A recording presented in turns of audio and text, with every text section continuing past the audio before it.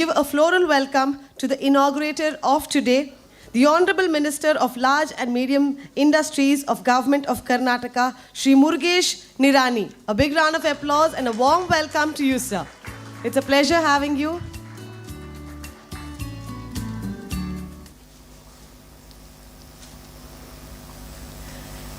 I request Mr. Chakrabawi to welcome our next guest, Shri Kapil Mohan IAS, Additional Chief Secretary and CEO, Karnataka Maritime Board, Government of Karnataka.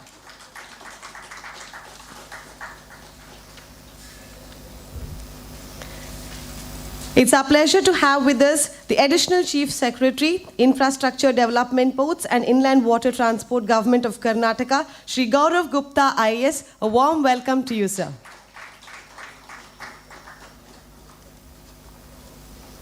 Amidst us, we have Dr. Rajendra Kumar KV IAS, Deputy Commissioner, Dakshin Kannada Constituency. A warm welcome to you, sir.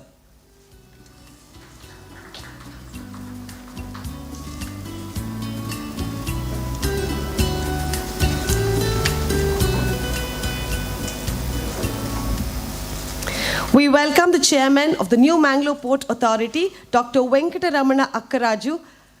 A hearty welcome to you, sir. A floral welcome.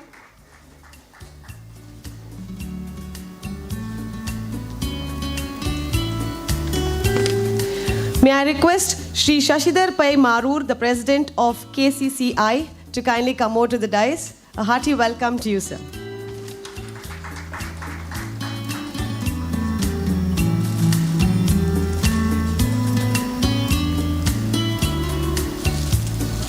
Amidst us, we have the Managing Director of MRPL, Shri M. Venkatesh. A hearty welcome to you. It's a pleasure having you. A floral welcome to you, sir.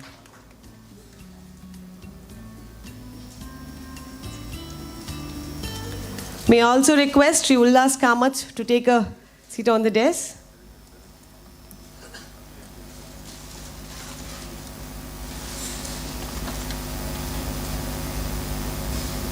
Smile is a little curve that sets a lot of things straight. Here we have a man with a bright smile to welcome you all. May I request the Chairman of FICCI, FICCI Karnataka State Council, Shri Ullas Kamath, to welcome you all.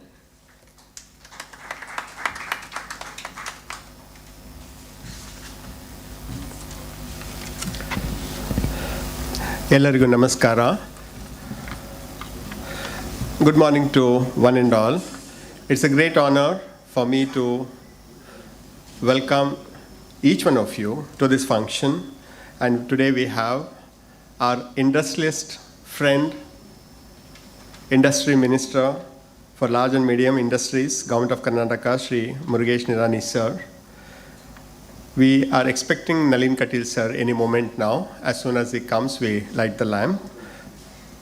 We have Shri Kapil Mohan, Additional Chief Secretary and CEO, Karnataka Maritime Board. We have our friend, Shri Gaurav Gupta sir, Additional Chief Secretary, Infrastructure Development, Port and Inland Water Transport, Government of Karnataka. One of the most sought after bureaucrat in Mangalore, and he knows more of Mangalore than we know in Mangalore. And our own Dr. Venkataramana Akkaraju, Chairman, New Mangalore Port Trust. Shri Venkatesh from Mysore, my friend, Managing Director of MRPL, and our own Shashidhar Pai Marur, President, KCCI. On behalf of FICCI Karnataka State Council, I extend my warm welcome to all of you to the second edition of Karnataka Coastline Business and Maritime Conclave 2022, jointly organized by FICCI, SBI, and Karnataka Maritime Board with the support of leading companies from the region. Many of you were the part of the first edition, and we were very happy to come out with the second edition now. It's always a pleasure to interact with industrialists, and especially when we have Nirani sir with us. We are closely interacting with him. Such a wonderful person in heart. He understands the pain of industrialists because he became industrialist first, then industry minister. He is one of the largest industrialist from the Karnataka, but one of the biggest in the country today. And when you interact with him, I never felt that he's like a minister. I always felt like he is a close friend, an industry's friend, willing to listen to you all the time. And we think that they are busy. But despite he's so busy, I was with him day for yesterday in Delhi, and yesterday was in Bangalore. He went to Mysore. From Mysore, he reached late in the night Bangalore at 1 o'clock, and he got up at 3:30 to take 6 o'clock flight and attended 2 meetings in Circuit House, and he's coming here. From here, he's going to Udyama Needu program. After here, he's going there, and you can imagine how busy they are. It's easy for them to cancel. Just because he reached 1 o'clock in the night in the Bangalore, he could have just avoided saying that I'll take the later flight. But sir, thank you very much, sir. That with the 2 hours sleep, he is here, and as ever, he is open to listen to all of us. And thank you, sir. And Nalin Katil sir will be joining us any moment. He just crossed the BC Road. He crossed about 10 minutes back, so he should be here any moment now.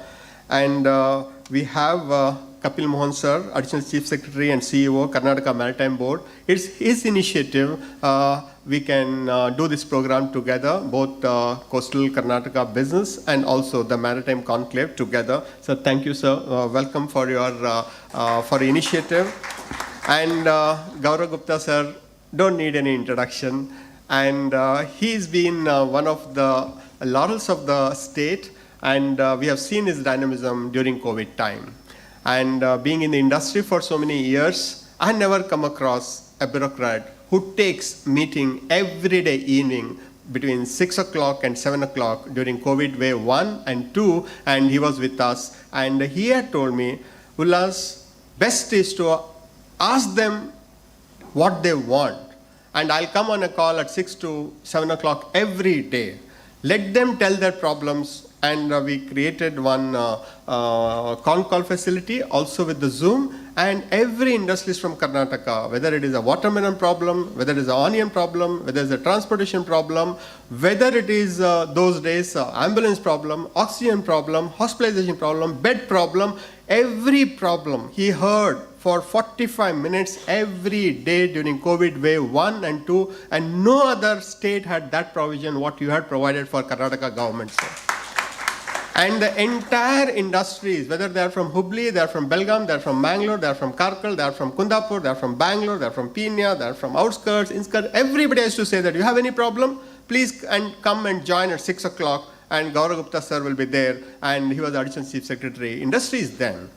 Entire country observed that, and the wave 2, COVID wave 2, every state adopted your thinking, sir. So, afterwards, how we managed the COVID wave 2 and BBMP commissioner, amazing thing. Getting the vaccination in Bangalore, the speed in which he got it done, even for 10 people, he ensured that the BBMP went and vaccinated. And Karnataka is seen as one of the finest state which has driven the managed COVID wave 1 and 2 and also vaccination. And thank you, sir. You have come here to bless us, and your presence makes a lot of difference to us.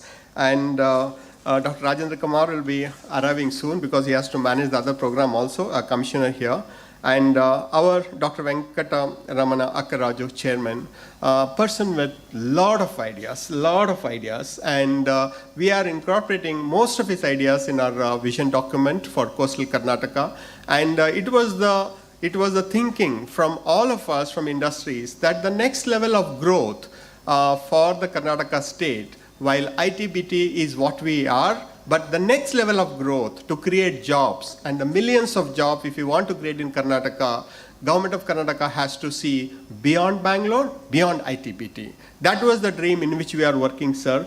Next level of growth has to come beyond Bangalore. Bangalore has enough, and Bangalore attracts the talents on its own. We don't need any initiative. We don't need any conclave. We don't need any seminars to attract people to Bangalore.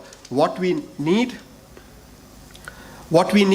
is absolutely important is that what is that we can do beyond Bangalore? two things stands out. One, North Karnataka, the other one is the coastline. And here we have 320 kilometers of coastline, and we can do wonders. With 20, 30, 40 kilometers, other countries in the world have done magic, sir. We have seen how Singapore has done. So a lot can be done with the coastal Karnataka, and lot can be done in the northern region of Karnataka, Hubli, Dharwad, and Belgaum and Raichur region.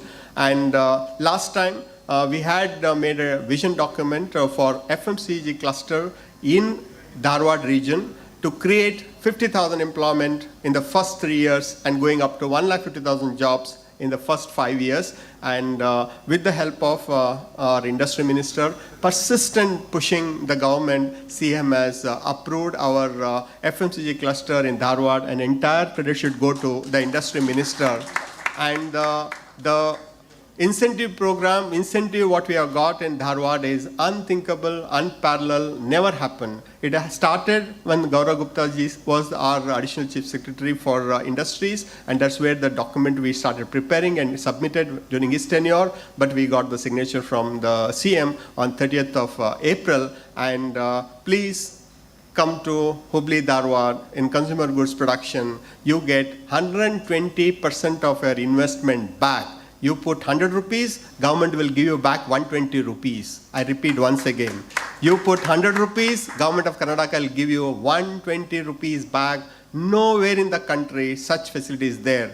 But the restriction is that you need to create jobs, and that's very important for us. And we are expecting 2,500 crore of investment, and which I have guaranteed from the industries that 50 nice companies creating 50,000 jobs is what we have assured for that region. And that's the beginning of new growth happening in Karnataka state, seeing beyond Bangalore and beyond ITBT. Similarly, we are preparing a document, sir, for a vision document for coastal Karnataka. What is that we need from the government? And beautifully, it's coming out. We submit to the government as quickly as possible, and we need your blessings to get that scheme also approved, so that both the engines will start working, both Hubli Dharwad region engine and the coastal Karnataka region.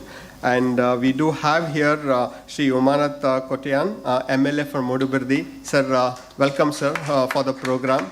And it's very nice of you. It's your own state, your own region, and we need your help to develop the coastal region, sir.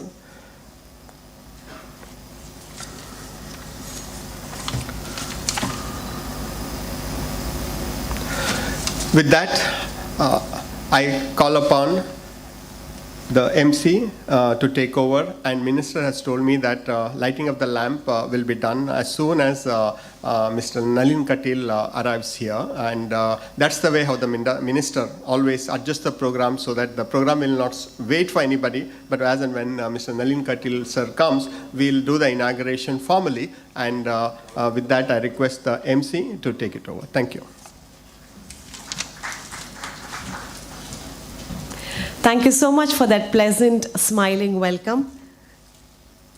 We recognize the presence of Sri Umanath Kotian, our beloved MLA. I request Mr. Ullas Kamath to kindly give him a bouquet and welcome him to the gathering. A warm welcome to you, sir.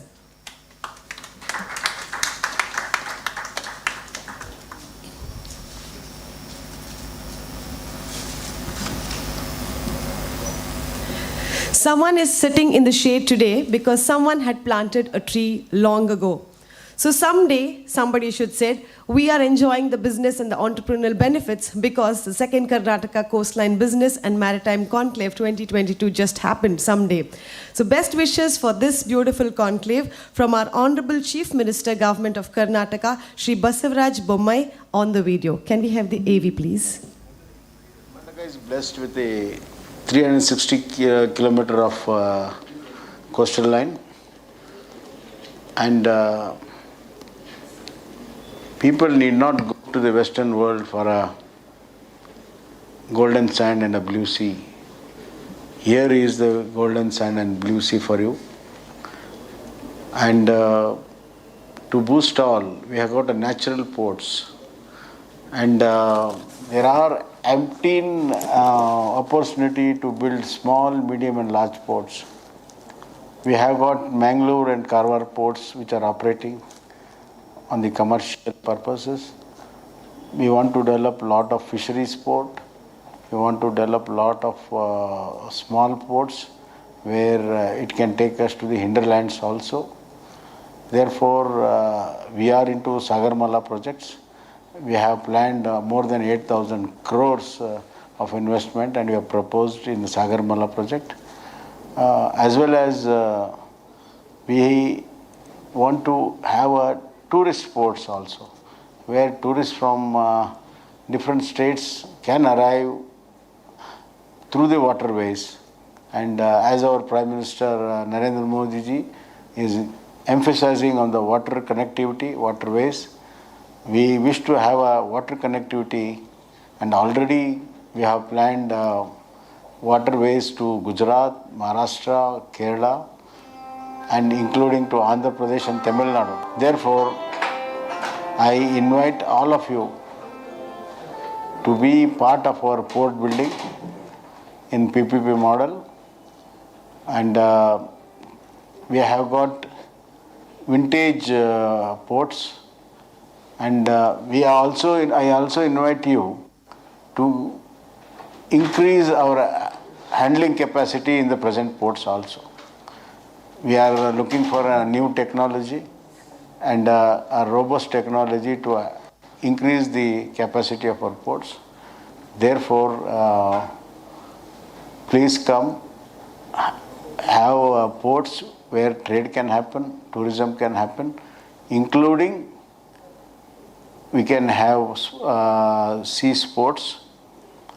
Therefore, we have formed a Maritime board for this purpose. Therefore, let's work together and grow together.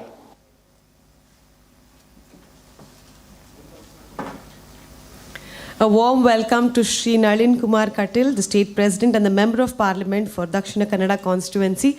A floral welcome from the Chairman of FICCI Karnataka State Council. A warm welcome to you, sir. Pleasure having you.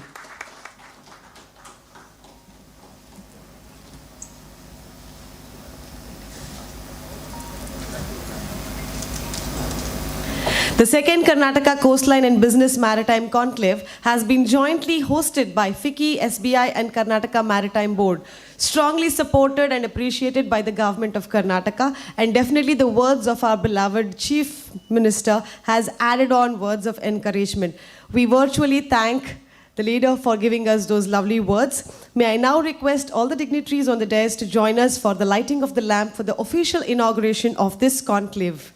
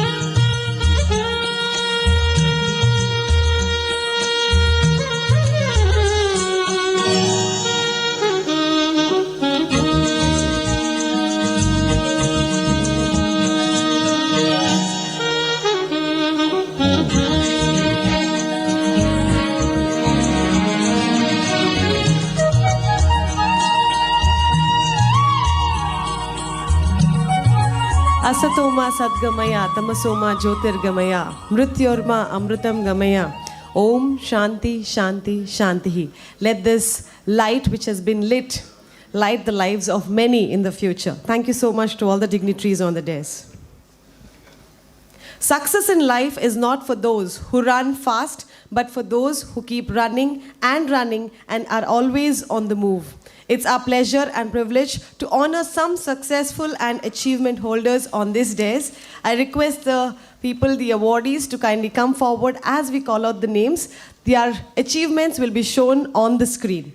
First of all, it's my pleasure to call upon Srimati Sujata Kamath, Mrs. Panchajanya Cruz, Udupi. A round of applause appreciating her achievements. I request you to kindly come forward and receive the honor from the dignitaries on the dais.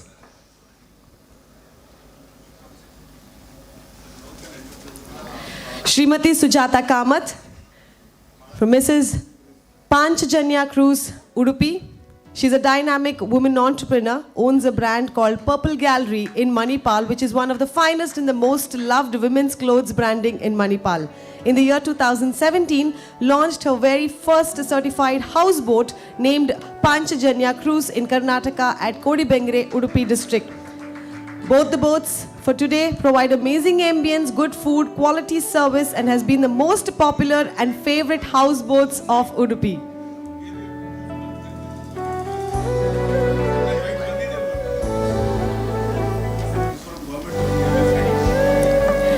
As a woman entrepreneur, Sujata R. Kamath has successfully executed her dream projects. We wish her all the best in her future endeavors. Congratulations and thank you so much. Coming up next is Srimati Usha Shenai, Mrs. Devgiri Tea and Produce, Mangaluru. Usha Shenai, a retail loose tea vending shop founded in the year 1950 at Kannur, Kerala, who migrated to Mangalore in the year 1964, started wholesale trading in bulk tea. Today, Devagiri Tea is a household name in the region, providing different blends, specifically the local tastes of the region worldwide. Thank you so much and congratulations, madam. A round of applause to appreciate the achievements. Shri Pramod Hegde, Mrs. Meadow Organics, India Private Limited. Shri Krishnanand Kamath from Sridevi Cashew Industries. An enterprising businessman from Karkala launched his project Sridevi Cashews in the year 1995. Sridevi Cashew Industries is among the top cashew exporters of India. They have employed more than 5,000 people directly or indirectly. 90% of the workforce employees are women. All the very best and congratulations on your achievements, sir. Shri Mukund Kamath, Mrs. Ideal Ice Creams, Mangalore. Needs no introduction. We have a smile on our face when we hear the word Ideal Ice Cream. The flagship ice cream of coastal Karnataka has played an important role in establishing Mangalore as the ice cream capital of India. Thank you and congratulations for a wonderful achievement. The remaining awardees will join us later and we will do it on the next half of it. Thank you so much to all the dignitaries for joining in for the felicitations.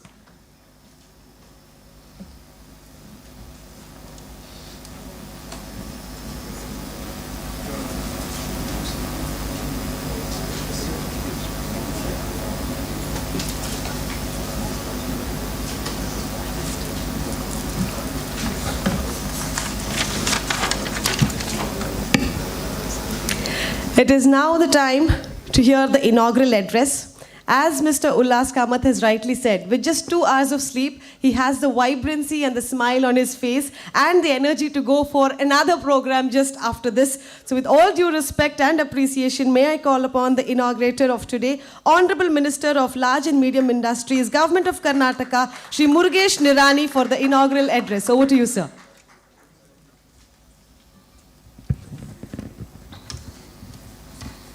ಎಲ್ಲರಿಗೂ ನಮಸ್ಕಾರ. ಇವತ್ತು coastal ಮಂಗಳೂರಲ್ಲಿ ಈ ಕಾರ್ಯಕ್ರಮ ನಡೀತಾ ಇರುವಂಥದ್ದೇ ಒಂದು ಭಾಳ ಸಂತೋಷ. ನಾವು ಬೇರೆ ಬೇರೆ ಜಿಲ್ಲೆಗಳಿಗಾಗಿರ್ಬೋದು ಅಥವಾ ಬೇರೆ ಬೇರೆ ರಾಜ್ಯಗಳಿಗೆ ದೇಶಗಳಿಗೆ ಹೋದಾಗ ಎಲ್ಲದಕ್ಕಿಂತಲೂ ಹೆಚ್ಚಾಗಿ ಖುಷಿ ಪಡೋದಂಥದ್ದು ಈ ವಿಶೇಷವಾಗಿರುವಂಥ ಮೀನಿನ ಊರು ಮಂಗಳೂರು ಅನ್ನೋಂಥದ್ದನ್ನು ನಾನು ಮತ್ತು ಭಾಳ ಹೆಮ್ಮೆಯಿಂದ ಹೇಳೋಕ್ಕೆ ಇಚ್ಛೆಪಡ್ತಾ ಇದ್ದೇನೆ. ಬರಬೇಕಾದ್ರೆ ನಮ್ಮ ಉಲ್ಲಾಸ್ ಕಾಮತ್ ಅವರು ಭಾಳ ನಗನಗ್ತಾ ಅವರು ಸ್ವಾಗತ ಮಾಡಿದ್ರು ಅನ್ನೋದು ಅಷ್ಟೇ ಅಲ್ಲ, ಅವರೊಬ್ಬ ನಮ್ಮ ರಾಜ್ಯದ ಅಷ್ಟೇ ಅಲ್ಲ ನಮ್ಮ ದೇಶದ ಒಂದು ದೊಡ್ಡ ಶಕ್ತಿ ಅವರು.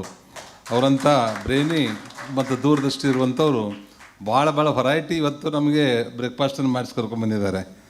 ಇವತ್ತು ಆಲ್ಮೋಸ್ಟ್ ಒಂದು 2-3 ದಿವಸಕ್ಕಾಗುವಷ್ಟು ವೆರೈಟಿ ಮಾಡಿಸಿದ್ರು ಅವರು.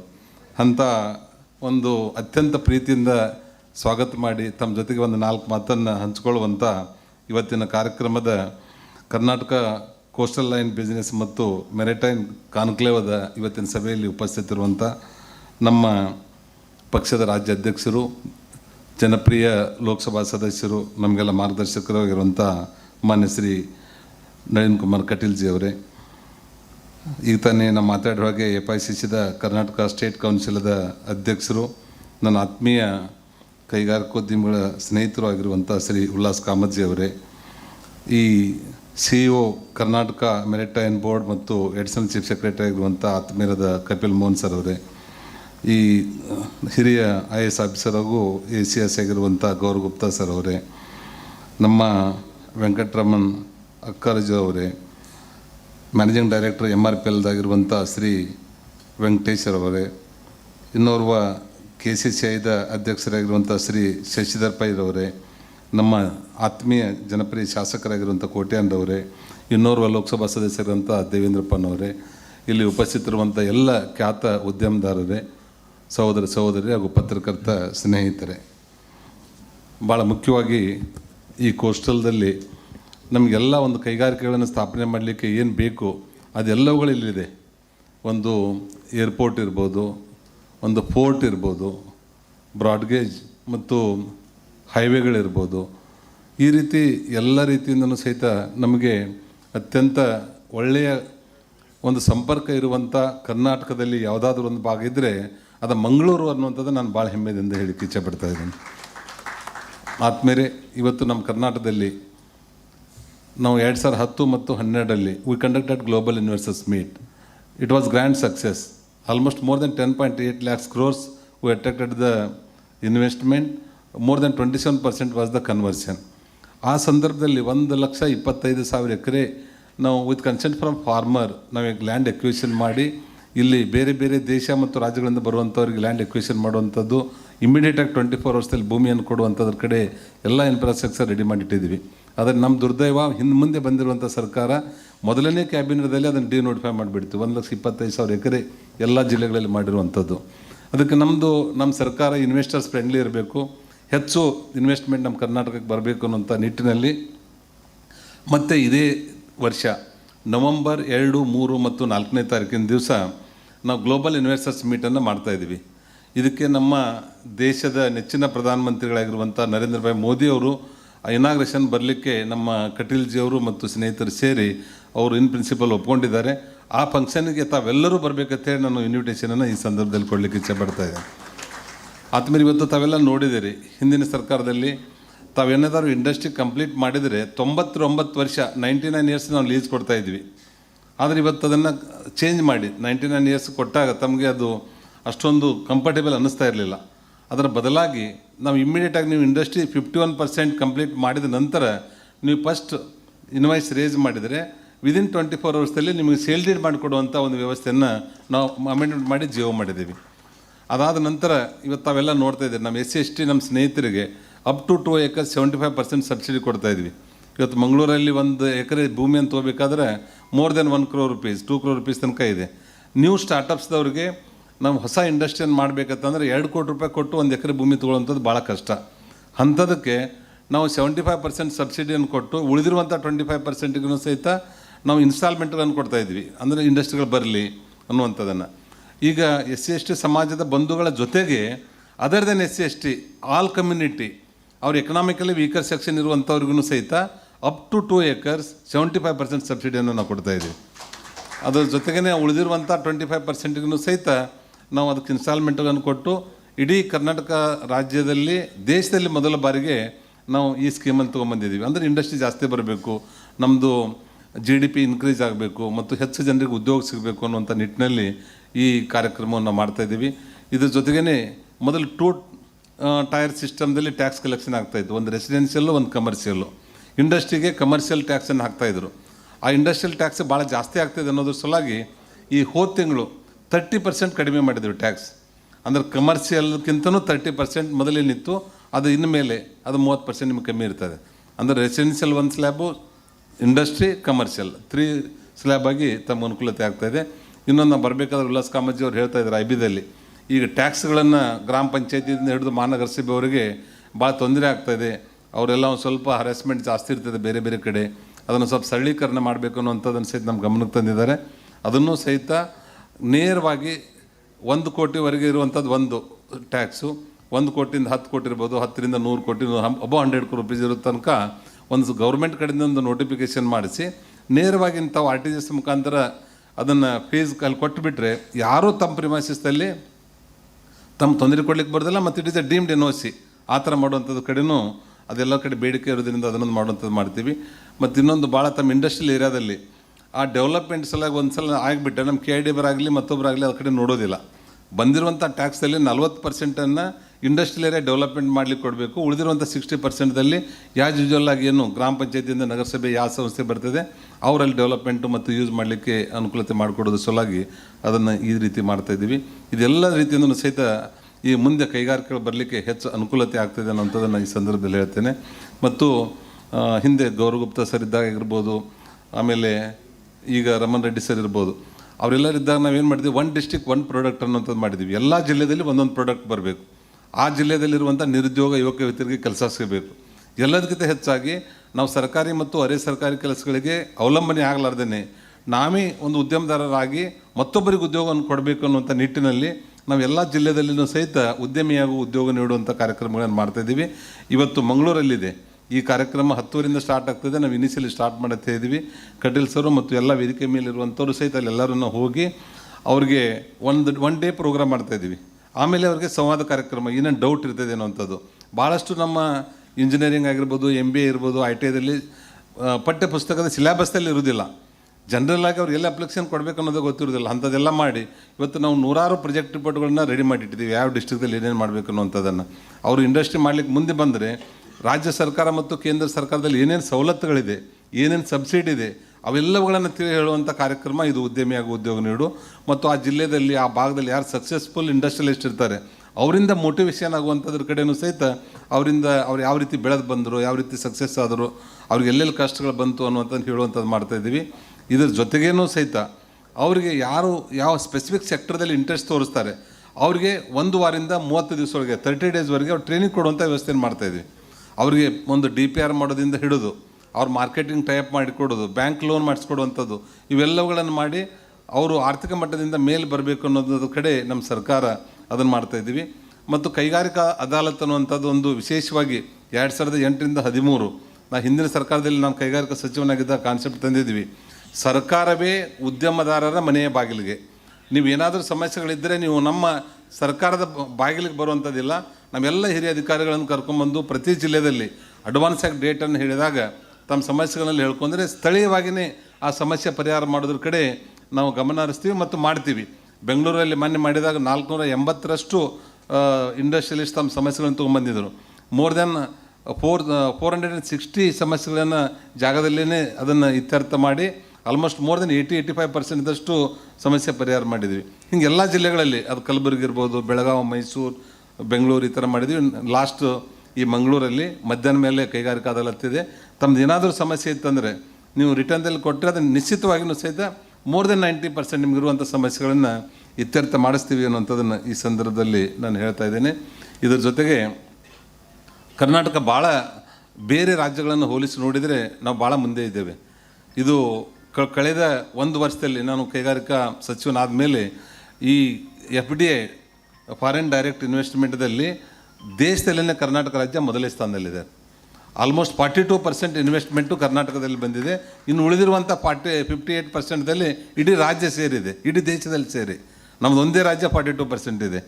ಈ ರೀತಿಯಾಗಿರಬೇಕಾದ್ರೆ ಎಲ್ಲ ನಮ್ಮ ಹಿರಿಯ IAS ಅಧಿಕಾರಿಗಳಿರ್ಬೋದು, ನಮ್ಮ ಮುಖ್ಯಮಂತ್ರಿಗಳಿರ್ಬೋದು, ನಮ್ಮೆಲ್ಲ MP ಅವರು ಎಲ್ಲರೂ ಸೇರಿ ಅವ್ರ ಮಾರ್ಗದರ್ಶನ ಮಾಡಿರುವಂಥ ಹಿನ್ನೆಲೆಯಲ್ಲಿ ಕರ್ನಾಟಕ ಭಾಳ ಒಂದು ಅಟ್ರಾಕ್ಟಿವ್ ಇನ್ವೆಸ್ಟ್ಮೆಂಟ್ ಡೆಸ್ಟಿನೇಷನ್ ಅಂಥೇಳಿ ಈಗ ಆಗ್ತಾಯಿದೆ.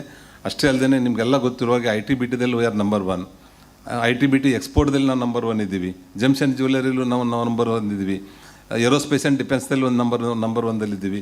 ಈಗ ಅವ್ರು ಈಗಾಗಲೇ ಹೊಸ ಕಾನ್ಸೆಪ್ಟ್ದಲ್ಲಿ ಈ ಸೆಮಿ ಕಂಡಕ್ಟರ್ ಪಾಲಿಸಿ ದೇಶದಲ್ಲೇ ನಾವು ಮೊದಲೇ ಸಲ ತಂದು ಮೊನ್ನೆ ಹೋದ ವಾರದಲ್ಲಿ ಮೈಸೂರಲ್ಲಿ 22,000 ಕೋಟಿ ರೂಪಾಯಿಗಳಷ್ಟು ಒಂದು ಇನ್ವೆಸ್ಟ್ಮೆಂಟ್ ಬರುವಂಥದ್ದಕ್ಕೆ ದೇಶದಲ್ಲಿ ಮೊದಲೇ ಸೆಮಿ ಕಂಡಕ್ಟರನ್ನು ಕರ್ನಾಟಕದಲ್ಲಿ ಬಿಯಾಂಡ್ ಬೆಂಗಳೂರು ಅಲ್ಲಿ ಮಾಡ್ತಾಯಿದ್ವಿ. ಆ ರೀತಿಯಾಗಿ ಇಲ್ಲೊಂದು ಮಂಗಳೂರಿಗೂ ಸಹಿತ ಒಂದು ಫರ್ಟಿಲೈಸರ್ ಫ್ಯಾಕ್ಟ್ರಿ ತರಿಸಲಾಗಿ ನಾವು ಚಿಂತನೆ ಮಾಡ್ತಿದ್ದೀವಿ. ಈಗಾಗಲೇ ಒಬ್ಬರು ಸೀರಿಯಸ್ ಆಗಿ ಇನ್ವೆಸ್ಟರ್ಸ್ ಬಂದಿದ್ದಾರೆ. ಅಪ್ರಾಕ್ಸಿಮೇಟ್ಲಿ 7,500 crores ಅದು ಇನ್ವೆಸ್ಟ್ಮೆಂಟು. ಅದರಲ್ಲಿ ಮೋರ್ ದೆನ್ 10,000 ಎಂಪ್ಲಾಯ್ಮೆಂಟ್ ಸಿಗುವಂಥದ್ದಕ್ಕಿದೆ. ಅವರೊಂದು ಬೇರೆ ಕಡೆದನ್ನು ರೆಡಿಮೇಡ್ ಪ್ಲ್ಯಾಂಟನ್ನು ಶಿಫ್ಟ್ ಇಲ್ಲಿ ಮಾಡ್ತಾಯಿದ್ದಾರೆ. ಅದ್ರ ಸಲಾಗಿ ಇಲ್ಲಿಗೆ ಪೋರ್ಟ್ ಇದೆ, ಏರ್ಪೋರ್ಟ್ ಇದೆ, ರೈಲ್ವೆ ಲೈನ್ ಇದೆ, ಹೈವೇ ಇದೆ, ಮತ್ತು ಎಲ್ಲ ಹೆಚ್ಚಾಗಿ ಗ್ಯಾಸ್ ಲೈನೂ ಇದೆ. ಪವರ್ ಪ್ರಾಬ್ಲಮ್ ಇಲ್ಲ, ವಾಟರ್ ಪ್ರಾಬ್ಲಮ್ ಇಲ್ಲ, ಎಲ್ಲನೂ ಸಮಸ್ಯೆಗಳು ಯಾವುದೇ ಇರದಿರುವಂಥದ್ದು ಇಲ್ಲಿ ಒಂದು ಒಳ್ಳೆಯ ದೊಡ್ಡದಾಗಿರುವಂಥ ಪ್ರಾಜೆಕ್ಟನ್ನು ನಾವು ನವಂಬರ್ ಗ್ಲೋಬಲ್ ಇನ್ವೆಸ್ಟರ್ಸ್ ಮೀಟ್ ಮಾಡೋದ್ರ ಮೊದಲಿಗೆ ಮಂಗಳೂರಿಗೆ ಒಂದು ದೊಡ್ಡ ಪ್ರಾಜೆಕ್ಟನ್ನು ನಮ್ಮ ಕಟೀಲ್ ಸರು ಏನಾದರೂ ಒಂದು ದೊಡ್ಡ ಉದ್ಯೋಗ ಕೊಡಬೇಕು ಮತ್ತು ಎಂಪ್ಲಾಯ್ಮೆಂಟ್ ಜನ್ರೇಷನ್ಗೆ ಇಲ್ಲಿ ಅನುಕೂಲ ಮಾಡಿಕೊಡ್ಬೇಕಂತ ಬೆಟ್ಟದಾಗ ಒಂದೊಂದು ಸಲ ಹೇಳ್ತಿರ್ತಾರೆ. ಅವ್ರು ಭಾಳ ಕನಸಿದೆ, ಇಲ್ಲಿ ಜಾಸ್ತಿ ಜನ ಉದ್ಯಮದಾರ ಆಗಬೇಕು, ಹೊಸಬರು ಸ್ಟಾರ್ಟಪ್ಸ್ಗಳಲ್ಲಿ ಜಾಸ್ತಿ ಬರಬೇಕು ಮತ್ತು ದೊಡ್ಡ ಉದ್ಯಮಗಳು ಬರಬೇಕು ಅನ್ನುವಂಥದ್ದು ಅವ್ರದ್ದೊಂದು ಕನಸಿದೆ. ಅವ್ರ ಕನಸಿಗೆ ನಿಶ್ಚಿತವಾಗಿಯೂ ಸಹಿತ ಒಂದು ದೊಡ್ಡ ಉದ್ಯಮವನ್ನು ಈ ಬರುವಂಥ ನವಂಬರ್ ಒಳಗಾಗಿ ಒಂದು ನಾವಿಲ್ಲಿ ಮಾಡ್ತೀವಿ ಅನ್ನುವಂಥದ್ದನ್ನು ಈ ಸಂದರ್ಭದಲ್ಲಿ ನಾನು ಹೇಳ್ತಾ ಇದ್ದೇನೆ. ಇದ್ರ ಜೊತೆಗೆ ತಾವು ಸಾಕಷ್ಟು ಸರ್ಕಾರದಿಂದ ಸವಲತ್ತುಗಳಿದೆ. ತಾವು ಮಂಗಳೂರನ್ನು ಗೈಡ್ ಮಾಡುವಂಥದ್ದೇನಿಲ್ಲ, ಯಾಕಂದರೆ ಮಂಗಳೂರಲ್ಲೇ ಈ ಕೋಸ್ಟಲ್ ಏರಿಯಾದಲ್ಲೇ ಈ ನಾವು ವಿದ್ಯಾಕಾಶಿ ಅಂತ ಕರಿತೀವಿ. ಇದಕ್ಕೆ ಅತಿ ಹೆಚ್ಚು ಶಿಕ್ಷಣ ಸಂಸ್ಥೆಗಳಿರುವಂಥದ್ದು ಮಂಗಳೂರಲ್ಲಿ, ಅತಿ ಹೆಚ್ಚು ಇಂಜಿನಿಯರಿಂಗ್ ಗ್ರ್ಯಾಜುಯೇಟ್ ಆಗುವಂಥದ್ದು ಮಂಗಳೂರಲ್ಲಿ, ಅತಿ ಹೆಚ್ಚು PhD holders, chartered accountant, company secretaries ಬರ್ತಾ ಇರುವಂಥದ್ದೇ ಮಂಗಳೂರಲ್ಲಿ. ಎಲ್ಲದಕ್ಕಿಂತ ಹೆಚ್ಚಾಗಿ ಇಡೀ ಜಗತ್ತಿನಲ್ಲೇ ಒಂದು ಬ್ಯಾಂಕನ್ನು ಯಾವ ರೀತಿ ನಡೆಸಬೇಕನ್ನೋಂಥ ತೋರಿಸ್ಕೊಟ್ಟದ್ದೇ ಮಂಗಳೂರು. ಅವಾಗ ರಿಸೆಷನ್ ಬಂದಾಗ ಎಲ್ಲ ಪ್ರಾಬ್ಲಮ್ ಆದಾಗ ಎಲ್ಲ ಬ್ಯಾಂಕ್ಗಳು ಮತ್ತು ಬೇರೆ ಬೇರೆ ದೇಶಗಳು ದಿವಾಳಿ ಆದವು. ಆದರೆ ಕರ್ನಾಟಕ ಮತ್ತು ನಮ್ಮ ದೇಶ ಅದು ಆ ಸಿಚುವೇಷನ್ನಲ್ಲಿ ತೊಂದರೆ ಆಗದೆ ನಾವು ಮತ್ತೆ ಮೊದಲಿನ ಸ್ಥಿತಿಯಲ್ಲಿ ಇರಬೇಕಾದ್ರೆ ಮೂಲ ಕಾರಣ ಅದು ಮಂಗಳೂರು ಉಡುಪಿ ಅನ್ನುವಂಥದ್ದು ನಾನು ಹೆಮ್ಮೆದಿಂದ ಹೇಳ್ತೇನೆ.